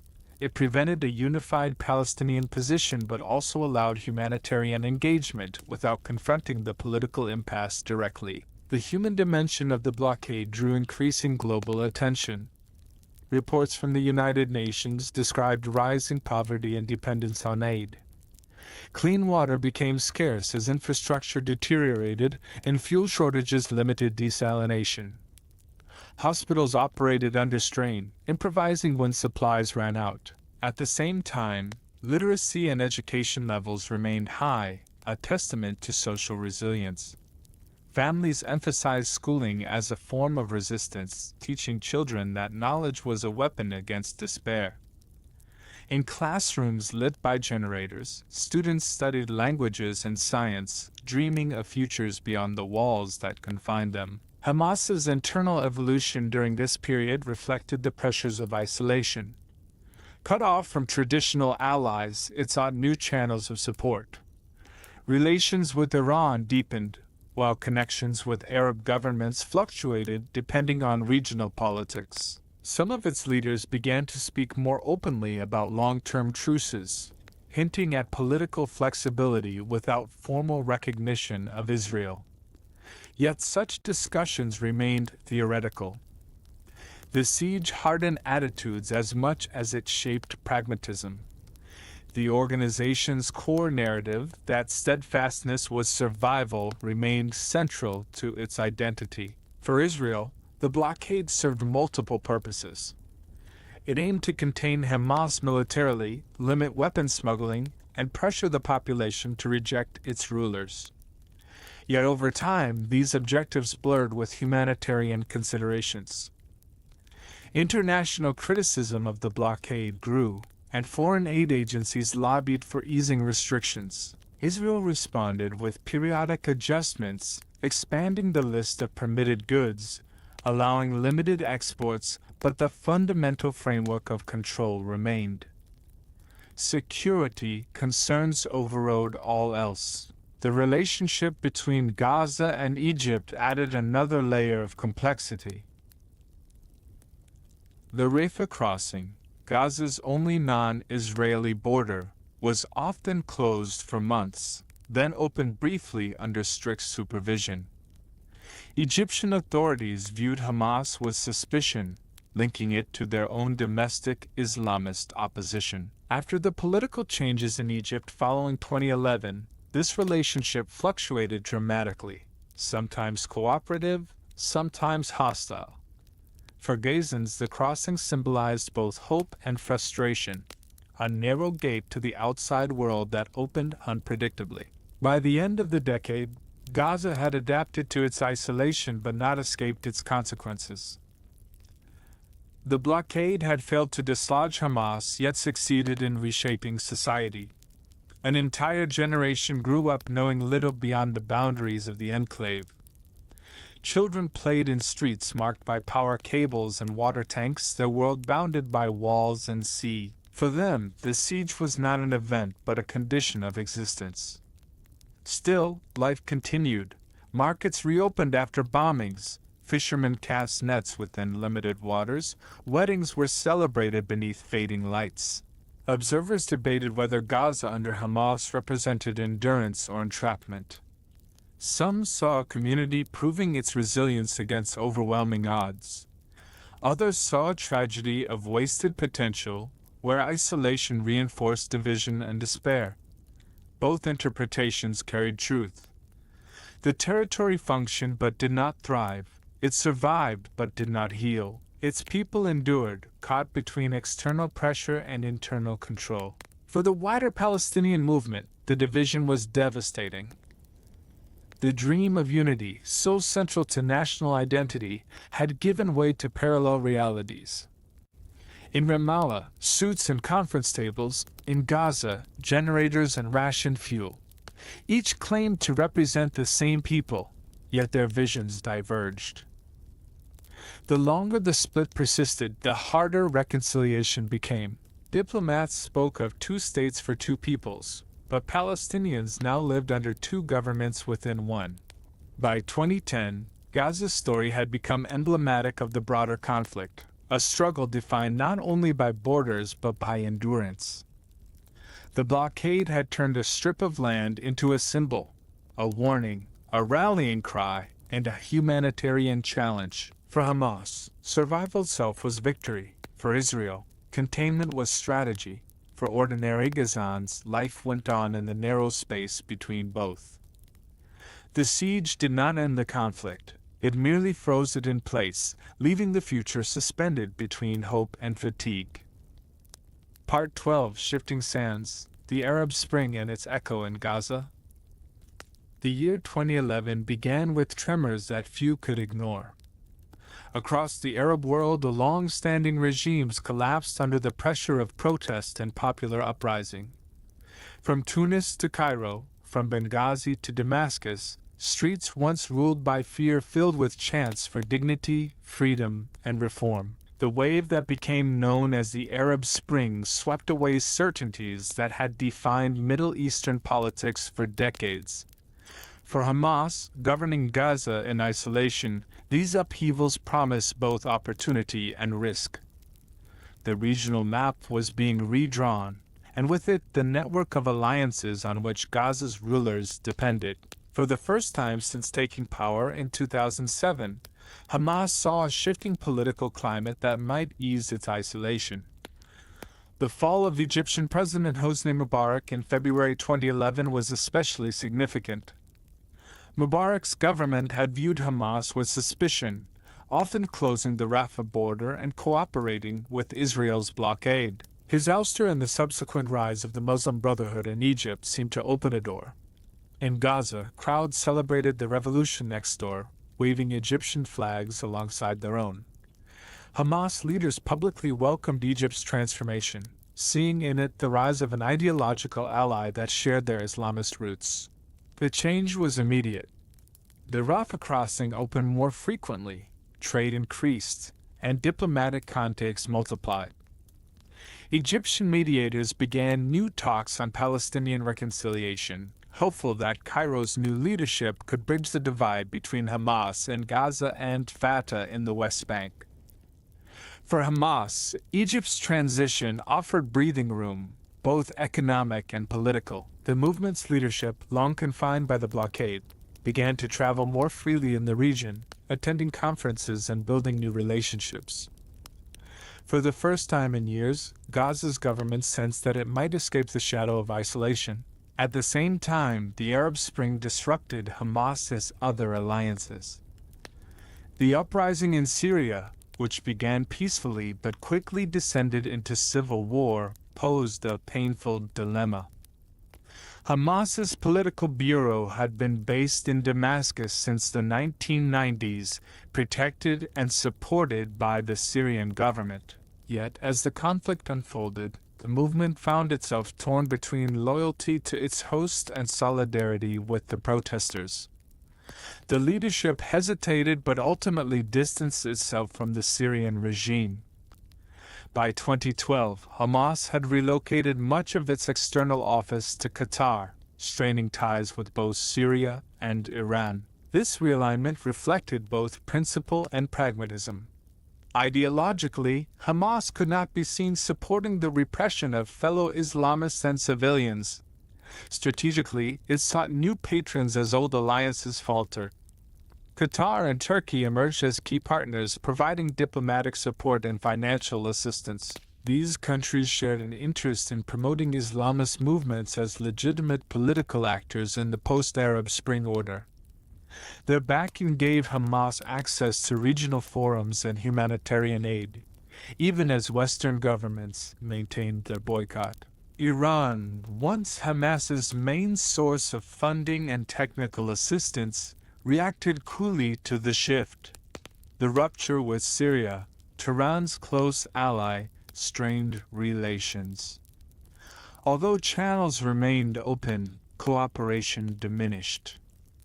The result was a diversification of Hamas's external ties, less dependent on a single patron but also less predictable. The movement's political leadership now operated across multiple capitals, balancing competing expectations. Gaza's rulers spoke the language of independence, yet survival still depended on external support. Inside Gaza, the Arab Spring stirred both hope and anxiety. The sight of ordinary people toppling powerful regimes inspired comparisons to Palestine's own struggle. Young activists organized small demonstrations calling for reconciliation between Hamas and Fatah, chanting that unity was the first step toward liberation. Hamas allowed some of these gatherings but watched them carefully. The leadership understood that enthusiasm for change could easily turn inward. In response, it emphasized stability, arguing that Gaza's government already represented the people's will through resistance. The narrative shifted subtly. While other nations sought their revolutions, Gaza had already achieved its own. Economic conditions remained difficult. Although trade through Egypt increased temporarily, the blockade was never fully lifted. Fuel shortages persisted, and Gaza's infrastructure, already fragile, continued to decay. Power cuts lasted for hours each day, and the water supply grew more polluted. Yet optimism lingered. New construction projects began with materials imported through tunnels or under temporary permissions. International aid from sympathetic states flowed into housing, education, and health projects. For a brief period, Gaza's skyline showed signs of growth rather than decline. The optimism faded as Egypt's political tide turned again. In 2013, the Egyptian military removed President Mohamed Morsi and outlawed the Muslim Brotherhood. The new government under Abdel Fattah el-Sisi viewed Hamas as an extension of its domestic rival. The Rafah crossing was closed, tunnels were flooded, and cooperation ceased. What had seemed like a new era of regional acceptance quickly reverted to deeper isolation. Hamas, which had celebrated the Arab Spring's victories, now faced its reversals. The spring had delivered only a short thaw. The regional upheaval had other consequences as well. The wars in Syria and Yemen drew attention and resources away from the Palestinian issue. Arab unity around the cause of Palestine, once a central theme of regional politics, was replaced by national crises and sectarian divides. Hamas found itself competing for relevance in a region preoccupied with its own survival. The group's statements of solidarity with Arab uprisings resonated with some audiences but alienated others. In Damascus and Tehran, former allies saw betrayal. In Cairo, suspicion hardened into hostility. Within Gaza, these shifts translated into renewed hardship. Egypt's closure of the tunnels, once the enclave's commercial lifeline, devastated the local economy. Prices soared, unemployment climbed above 40%, and reconstruction projects stalled. Hamas's government imposed new taxes to compensate for lost revenue, prompting quiet frustration among residents. The organization's popularity declined even among supporters who admired its steadfastness but struggled under daily shortages. Social tensions grew, though open dissent remained limited. Despite these challenges, Hamas continued to function as a governing authority. Its ministries manage education, healthcare, and security, while international aid groups filled gaps in humanitarian assistance. The movement maintained strict internal discipline, aware that chaos would erode what legitimacy remained. Political leaders emphasized perseverance, describing the siege as both a test and a calling. Steadfastness, they repeated, is resistance. The rhetoric echoed older themes, but now carried a tone of endurance rather than triumph. The Arab Spring's impact on the Palestinian Authority was subtler but equally significant. Watching regimes collapse across the region, President Mahmoud Abbas tightened control in the West Bank, wary of similar unrest. Security coordination with Israel continued, providing stability but drawing criticism from Palestinians who saw it as collaboration. While Gaza endured isolation, the West Bank experienced relative calm and economic growth supported by international aid. The gap between the two territories, geographic, political, and psychological, grew wider than ever. In Israel, regional turmoil reinforced a long-standing strategy of caution. The fall of neighboring regimes and the rise of militant groups elsewhere strengthened arguments for maintaining strict security controls. Officials framed the Arab Spring as proof of the region's volatility, warning that territorial concessions could empower extremists. Public opinion, shaped by years of conflict and uncertainty, favored containment over diplomacy. The result was a kind of strategic inertia, a willingness to manage the status quo rather than risk another failed peace process. Internationally, the shifting alliances of the Arab Spring forced policymakers to reassess their approach to Hamas. Some European diplomats quietly advocated engagement, arguing that governance in Gaza had moderated the organization's behavior. Others insisted that recognition without renunciation of violence remained unacceptable. The stalemate persisted. Humanitarian agencies focused on alleviating suffering rather than addressing its political causes. Conferences were held, pledges were made, and Gaza remained under blockade. By 2014, the euphoria that had once accompanied the Arab uprisings had faded across the Middle East. In Egypt, military rule returned. In Syria, war raged. In Libya and Yemen, states collapsed. The promise of democratic reform had given way to instability. For Hamas, the new order was less favorable than the old. The movement that had briefly glimpsed regional legitimacy found itself once again isolated, dependent on limited support from Qatar and struggling to govern under siege. Yet the Arab Spring left behind more than disappointment. It proved that entrenched power could be challenged and that popular will, however constrained, remained potent. For young Palestinians in Gaza, this lesson endured.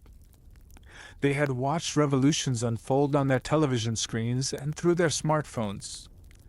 Even as their own borders remained closed, the idea of change, of people shaping their destiny, took root. The echoes of the Arab Spring continued to reverberate in conversations, classrooms, and quiet dreams. By the mid-2010s, the shifting sands of regional politics had settled into a new landscape. Hamas had survived the turmoil but emerged cautious, its ambitions tempered by experience.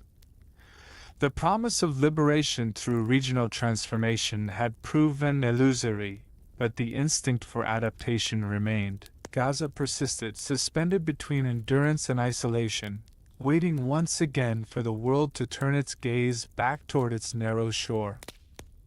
Part 13: Endurance and Isolation, the 2010s. By the middle of the 2010s, Gaza had entered a period defined less by war or diplomacy than by waiting. Years of blockade, economic collapse, and political division had settled into a difficult equilibrium. The dramatic events of the Arab Spring had passed, leaving in their wake a region consumed by its own crises. For the 2 million people living within the narrow coastal strip, the world's attention had shifted elsewhere. Gaza endured, neither at peace nor in open conflict, surviving in the uneasy rhythm between hope and hardship. The decade began with exhaustion. The promises of reconciliation between Hamas and Fatah had faded through repeated cycles of negotiation and collapse. Agreements brokered in Cairo and Doha pledged unity governments and shared authority, but none lasted. The core dispute remained unresolved: who would control the security forces, borders, and international recognition? Each side accused the other of obstruction. By 2015, the separation between Gaza and the West Bank was no longer temporary, it had become structural. Two administrations, two bureaucracies, two visions of leadership coexisted uneasily under occupation. Hamas continued to govern Gaza through a combination of ideology, organization, and pragmatism. Its ministries collected taxes, managed education and healthcare, and coordinated with international agencies that provided humanitarian aid. Local police maintained order, and courts adjudicated disputes according to a blend of civil and religious law. For residents, governance was both familiar and distant. It provided continuity, but little progress. Salaries for public employees were often delayed or paid in part. Fuel and power supplies remained unreliable.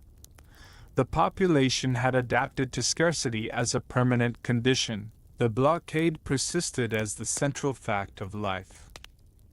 Israel allowed limited imports of basic goods, while exports remained tightly restricted. Movement of people in and out of the enclave required multiple permits that were rarely granted. Egypt's crossing at Rafah opened intermittently, usually for humanitarian cases. The sense of enclosure was profound.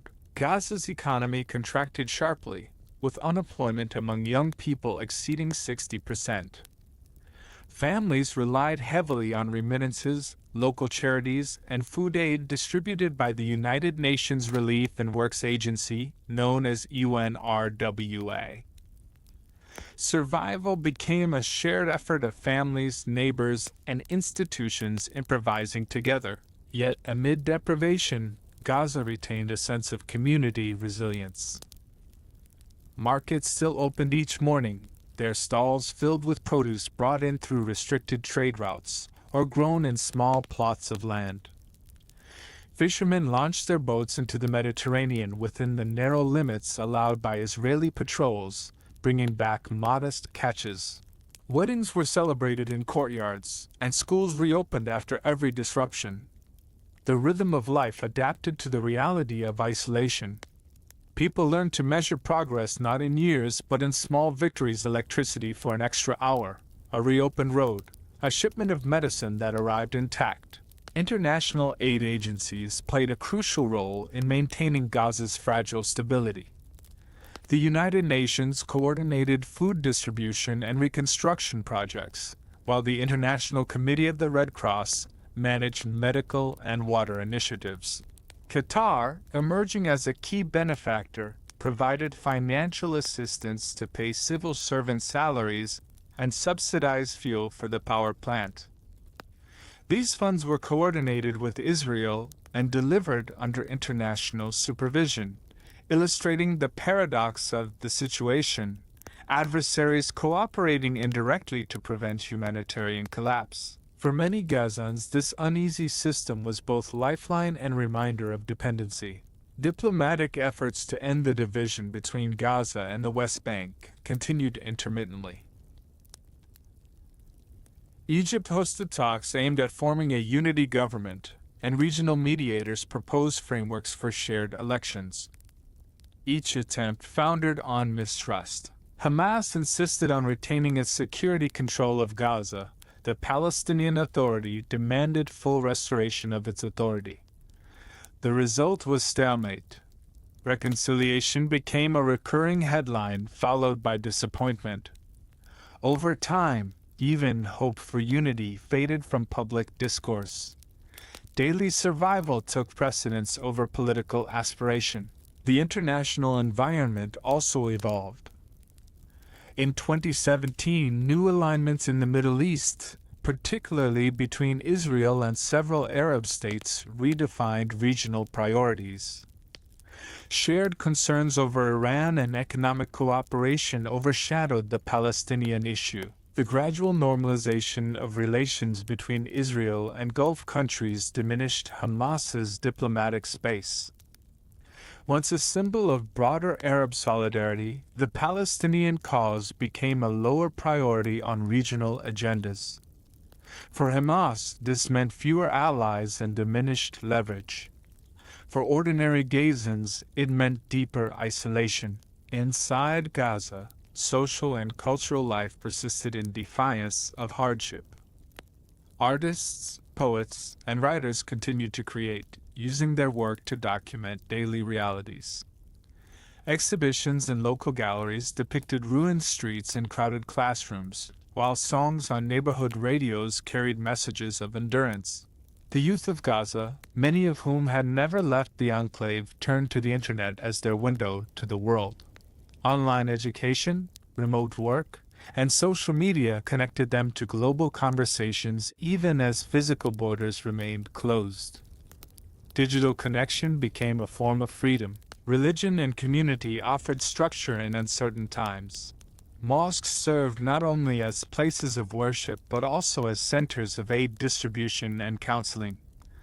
During Ramadan, communal iftars brought families together in courtyards and alleys lit by generators. Imams preached patience and solidarity, reinforcing social cohesion. Despite political polarization, daily cooperation among neighbors often transcended factional lines. In markets, schools, and hospitals, Hamas supporters and critics worked side by side, bound by necessity. The natural environment of Gaza, sea, sky, and sand, remained both refuge and constraint. Families visited the beaches on summer evenings, children playing where the Mediterranean touched the shore.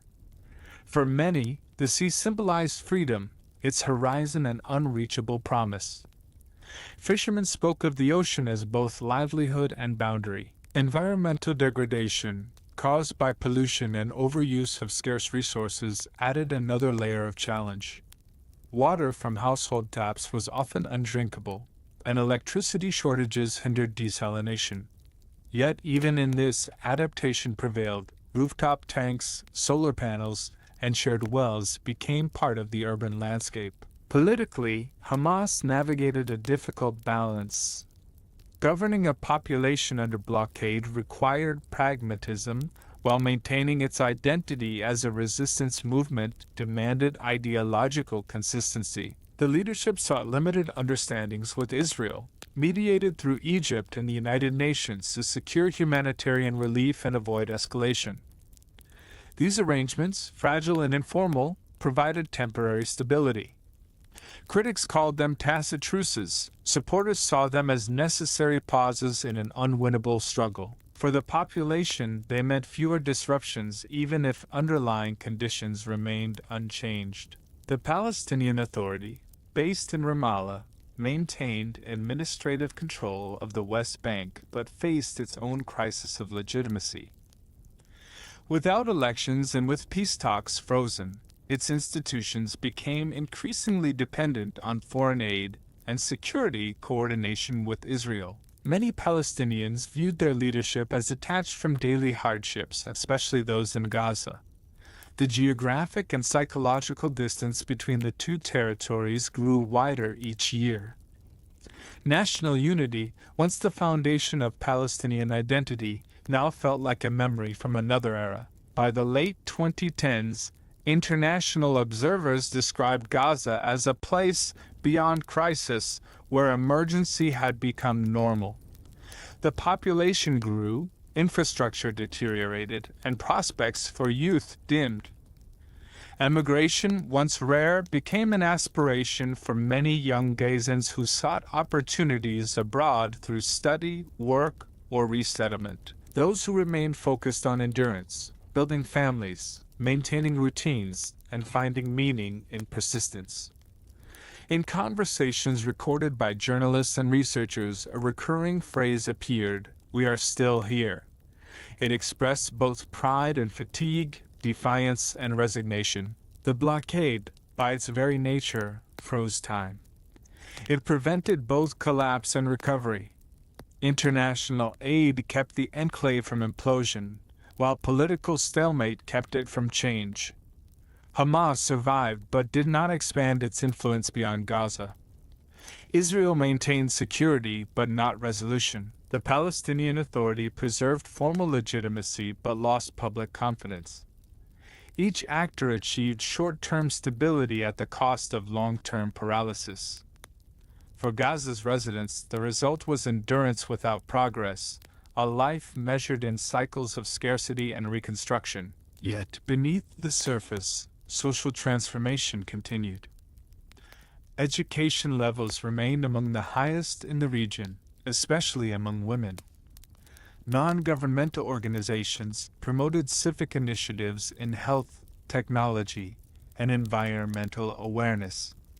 A new generation grew up fluent in digital culture, skeptical of politics, and aware of the world beyond their borders. Their ambitions were personal rather than ideological: to travel, to work, to study, to live with dignity. In their quiet persistence lay the possibility of renewal. By 2020, Gaza stood as both a warning and a testament. It demonstrated the endurance of human communities under extreme constraint and the limitations of policies built on control rather than reconciliation. The division within Palestinian politics remained unresolved, the blockade remained in place, and the broader conflict remained frozen. Yet life continued, unpredictable, improvised, and deeply human. Children still learned their lessons by candlelight. Families still gathered on rooftops to watch the evening sky. Fishermen still set out before dawn, chasing the horizon. In its endurance, Gaza reflected a larger truth about the region, that survival, however constrained, carries its own quiet power. The decade had not brought freedom, prosperity, or unity, but it had revealed the resilience of ordinary people who refused to disappear. In the stillness of isolation, that endurance became its own form of resistance, a testament to persistence amid uncertainty, and a reminder that even behind walls, life continues. Part 14. Lines in the Sand, Diplomacy and Division. By the dawn of the 2020s, diplomacy in the Middle East seemed to be moving in two directions at once. On one hand, Israel was achieving what had once seemed impossible: formal normalization with several Arab states through the Abraham Accords. On the other, the Palestinian question, long considered the moral center of regional politics, was quietly receding into the background. For leaders in Gaza, this shift carried a painful symbolism. The world had not forgotten them, but it had grown used to their struggle as a permanent condition of the region. In Gaza, the agreements were received with deep skepticism. Officials of Hamas described them as a new frontier of division, proof that regional interests had overtaken the collective cause. Yet beyond statements and speeches, life for ordinary Gazans remained largely unchanged. The blockade endured. Electricity cuts and shortages persisted. The people of Gaza had already learned that diplomacy elsewhere rarely altered conditions at home. They lived in a time defined less by ideology and more by endurance. The COVID-19 pandemic that swept across the world in 2020 found Gaza already accustomed to isolation. Borders closed, movement restricted, and health systems under strain. These were not new realities, but old ones under new names. Yet the virus exposed the fragility of Gaza's infrastructure. Testing kits were scarce, hospitals lacked equipment, and lockdowns deepened poverty. Still, the population adapted with quiet discipline. Local health workers improvised treatments, families relied on neighborhood networks, and life continued behind the same walls that had long defined existence. In the years that followed, the political stagnation between Hamas and the Palestinian Authority persisted. Occasional reconciliation talks raised hopes only to collapse again under the weight of mistrust. Meanwhile, Israel's focus shifted toward regional integration and internal politics.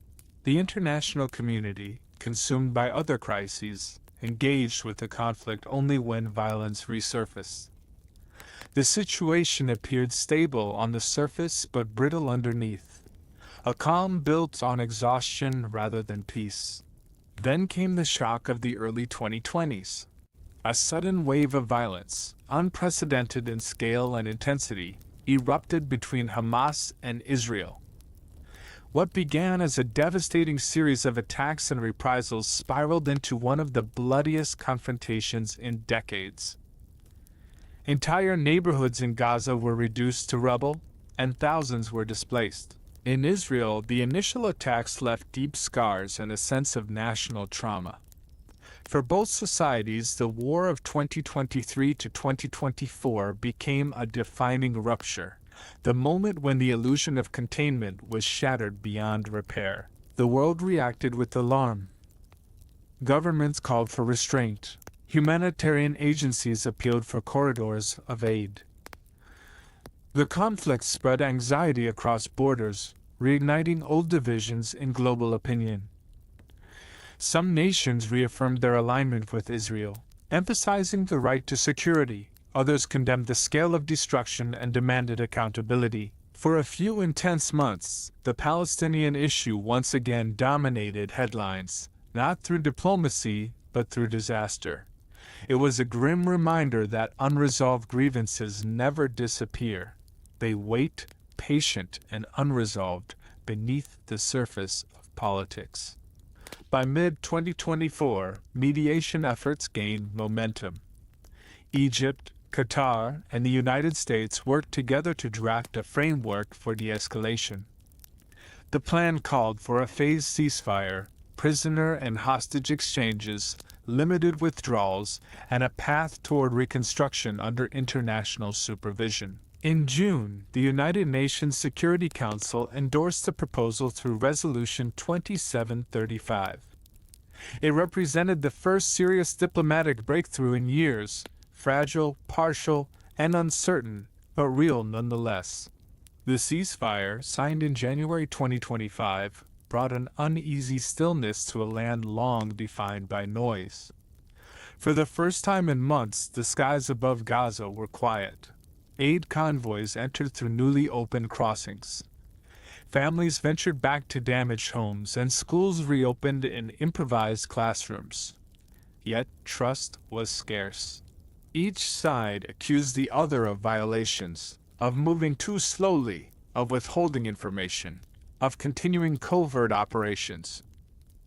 Even as officials spoke of calm, ordinary people whispered of fear that the silence would not last. The truce was never meant to be a permanent peace.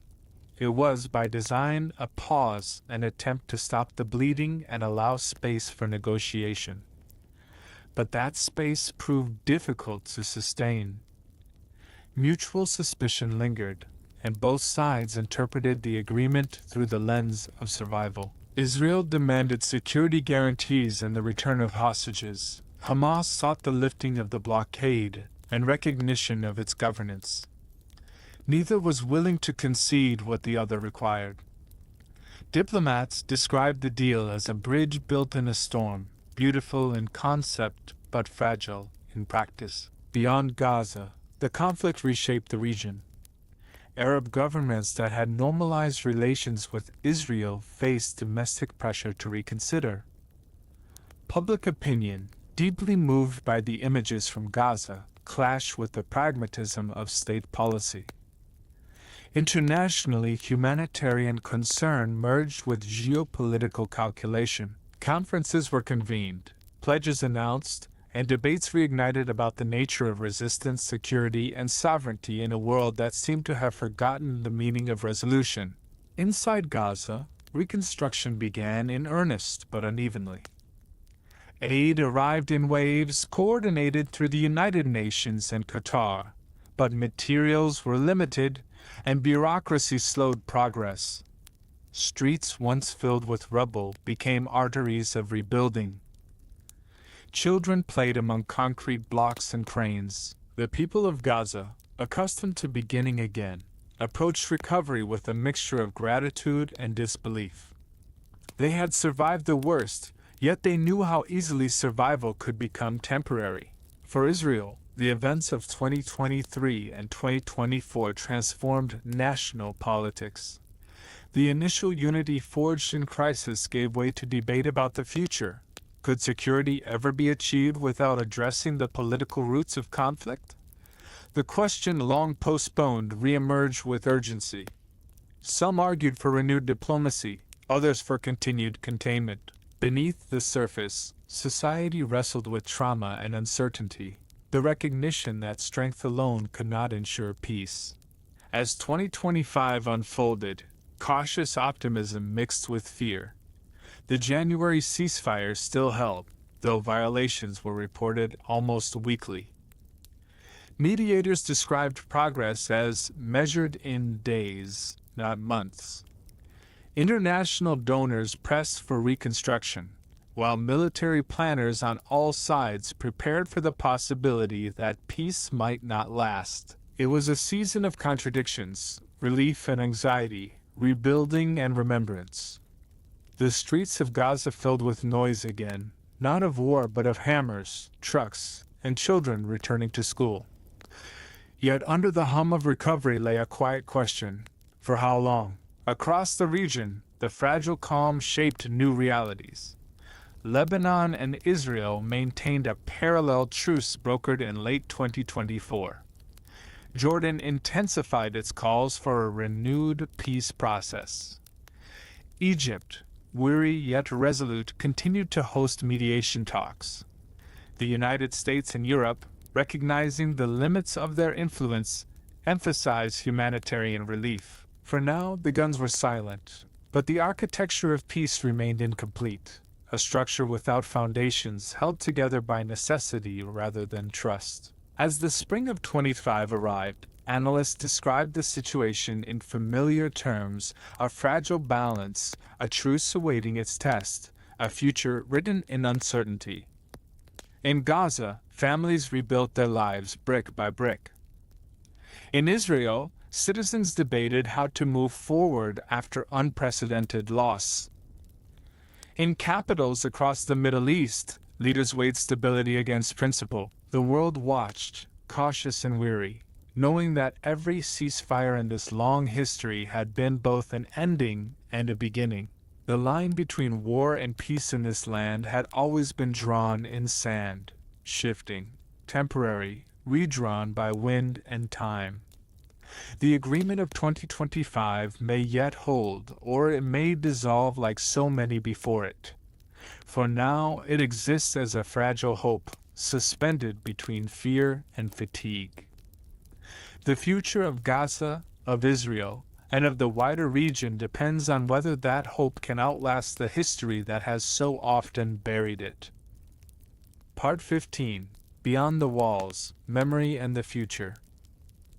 The story that began decades ago in the crowded streets of Gaza has now reached another pause, not an ending. It is a history written in cycles of resistance and reprisal, diplomacy and despair, survival and endurance. From the charitable networks of the 1970s to the fragile truce of 2025, every generation has inherited both the memory of loss and the dream of something better. In the Middle East, memory is not the past. It is a living force shaping every choice, every fear, and every fragile attempt at peace. In Gaza, time is measured not by years, but by rebuildings. Each war leaves behind ruins that are rebuilt just enough to fall again. Yet amid that repetition lies persistence, the will to live, to raise families, to keep teaching children what the word home means even when the walls keep changing. Schools reopen beside rubble. Markets return to life in half-collapsed buildings, and families light candles when electricity fades. Endurance has become a culture in itself, a language that needs no translation. The people of Gaza, hemmed in by borders and politics, have become symbols of resilience and exhaustion all at once. Across the border, Israelis live with a different kind of memory. Their nation was built from fear turned into strength, from exile into sovereignty. The promise of safety, the idea that history's traumas could finally end, remains central to the Israeli story. Yet the decades of recurring violence have blurred the line between defense and domination, between vigilance and weariness. Every new conflict deepens the sense of vulnerability, even in victory. For Israeli families, too, the future is shadowed by the past. The echo of warning sirens is as much a part of national identity as innovation and hope. Between these two narratives of victimhood and survival lies a chasm of mistrust that diplomacy has never fully bridged. The peace accords of the 1990s, the unilateral withdrawals of the 2000s, the shifting alliances of the 2010s, and the temporary truces of the 2020s all share one truth. None could succeed without mutual recognition of each other's humanity. That recognition has always been the rarest currency in this conflict. It is easier to exchange land, power, or prisoners than to surrender the certainties of memory. And yet, in quiet ways, connections persist. Aid workers who cross checkpoints, journalists who record both sides of the story, and families who trace ancestry across vanished villages all remind the world that walls do not erase humanity. In Gaza, teachers use donated tablets to connect students with their peers abroad. In Israel, groups of parents who have lost children on both sides still meet, refusing to let grief harden into hatred. Their courage rarely makes headlines, but it is these small acts that keep the idea of coexistence alive when politics fails. As the year 2025 unfolds, the ceasefire holds, though uneasily. Reconstruction in Gaza proceeds with foreign assistance and local determination. Cement arrives in small quantities, enough for homes but not for factories. Markets reopen, though prices remain high. Children return to school, carrying books printed with donated funds. There is no illusion that peace has arrived, only the fragile relief that for now the bombs have stopped. For many, that is enough. In Israel, debates over the future continue. Some demand a permanent military presence around Gaza, others call for negotiations to end the cycle once and for all. Political divisions deepen, yet ordinary people share a common fatigue. Decades of vigilance have built a nation of survivors, but also of skeptics who wonder whether safety can ever coexist with occupation. Beneath the surface, a quiet question grows. If peace is impossible, what then is the purpose of power? Internationally, the conflict remains both symbol and mirror. To some, It represents the limits of diplomacy in a fractured world, to others, a test of whether empathy can outlast fear. The fragile truce of 2025 has become a study in balance between humanitarian need and political control, between global attention and local survival. The same headlines that once marked each eruption now track reconstruction budgets and border negotiations. It is progress of a kind, though painfully slow. For Palestinians, unity remains an unfulfilled dream. The division between Gaza and the West Bank endures, sustained by rival politics and separate realities. Yet within both territories, younger generations increasingly speak of change in practical terms: better governance, open borders, reliable electricity, access to the world beyond the walls. Their ambitions are not grand or ideological, they are human. They speak less of liberation and more of dignity, less of revenge and more of opportunity. It is a quiet revolution of thought, growing in classrooms and online conversations, invisible to the old leaders who still argue about symbols. Hamas, the movement that once rose as both a social network and a resistance force, now faces an uncertain identity. Its political legitimacy depends on governance, its ideological legitimacy on defiance. The balance is harder to maintain in a region weary of war. Its leaders speak of reconstruction and faith, of steadfastness and sovereignty, yet they too face pressure from a population that has endured too much. For them, survival as a government may one day depend less on confrontation than on adaptation. Israel, too, stands at a crossroads. Its technological power and military strength are unmatched in the region, but its moral narrative, the promise of security through justice, is increasingly tested. Within its own borders, debates about identity, democracy, and equality intensify. The question of how to coexist with millions of Palestinians, whether inside occupied territories or across the wall, remains unresolved. Each election brings promises of clarity, yet the fundamental question persists. What does lasting peace require that force alone cannot give? The future of Gaza will not be decided by declarations or airstrikes, but by the slow work of rebuilding trust where none remains.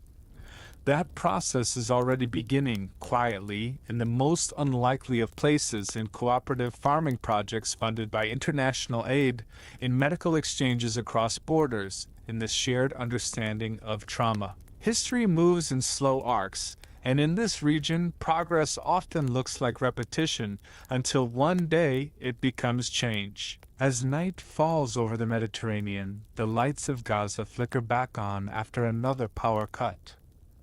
The sea is calm, its horizon faintly illuminated by ships waiting beyond the blockade. On the other side, the towns of southern Israel prepare for another ordinary evening, cautious but calm. Between them lies a narrow strip of land that has carried the weight of history for far too long. For now, it is quiet. The air smells of dust and salt. The future, like the sea, remains uncertain but alive. Perhaps one day, the walls that divide will become memorials rather than boundaries. Perhaps children now growing up in fear will learn history as a lesson rather than an inheritance.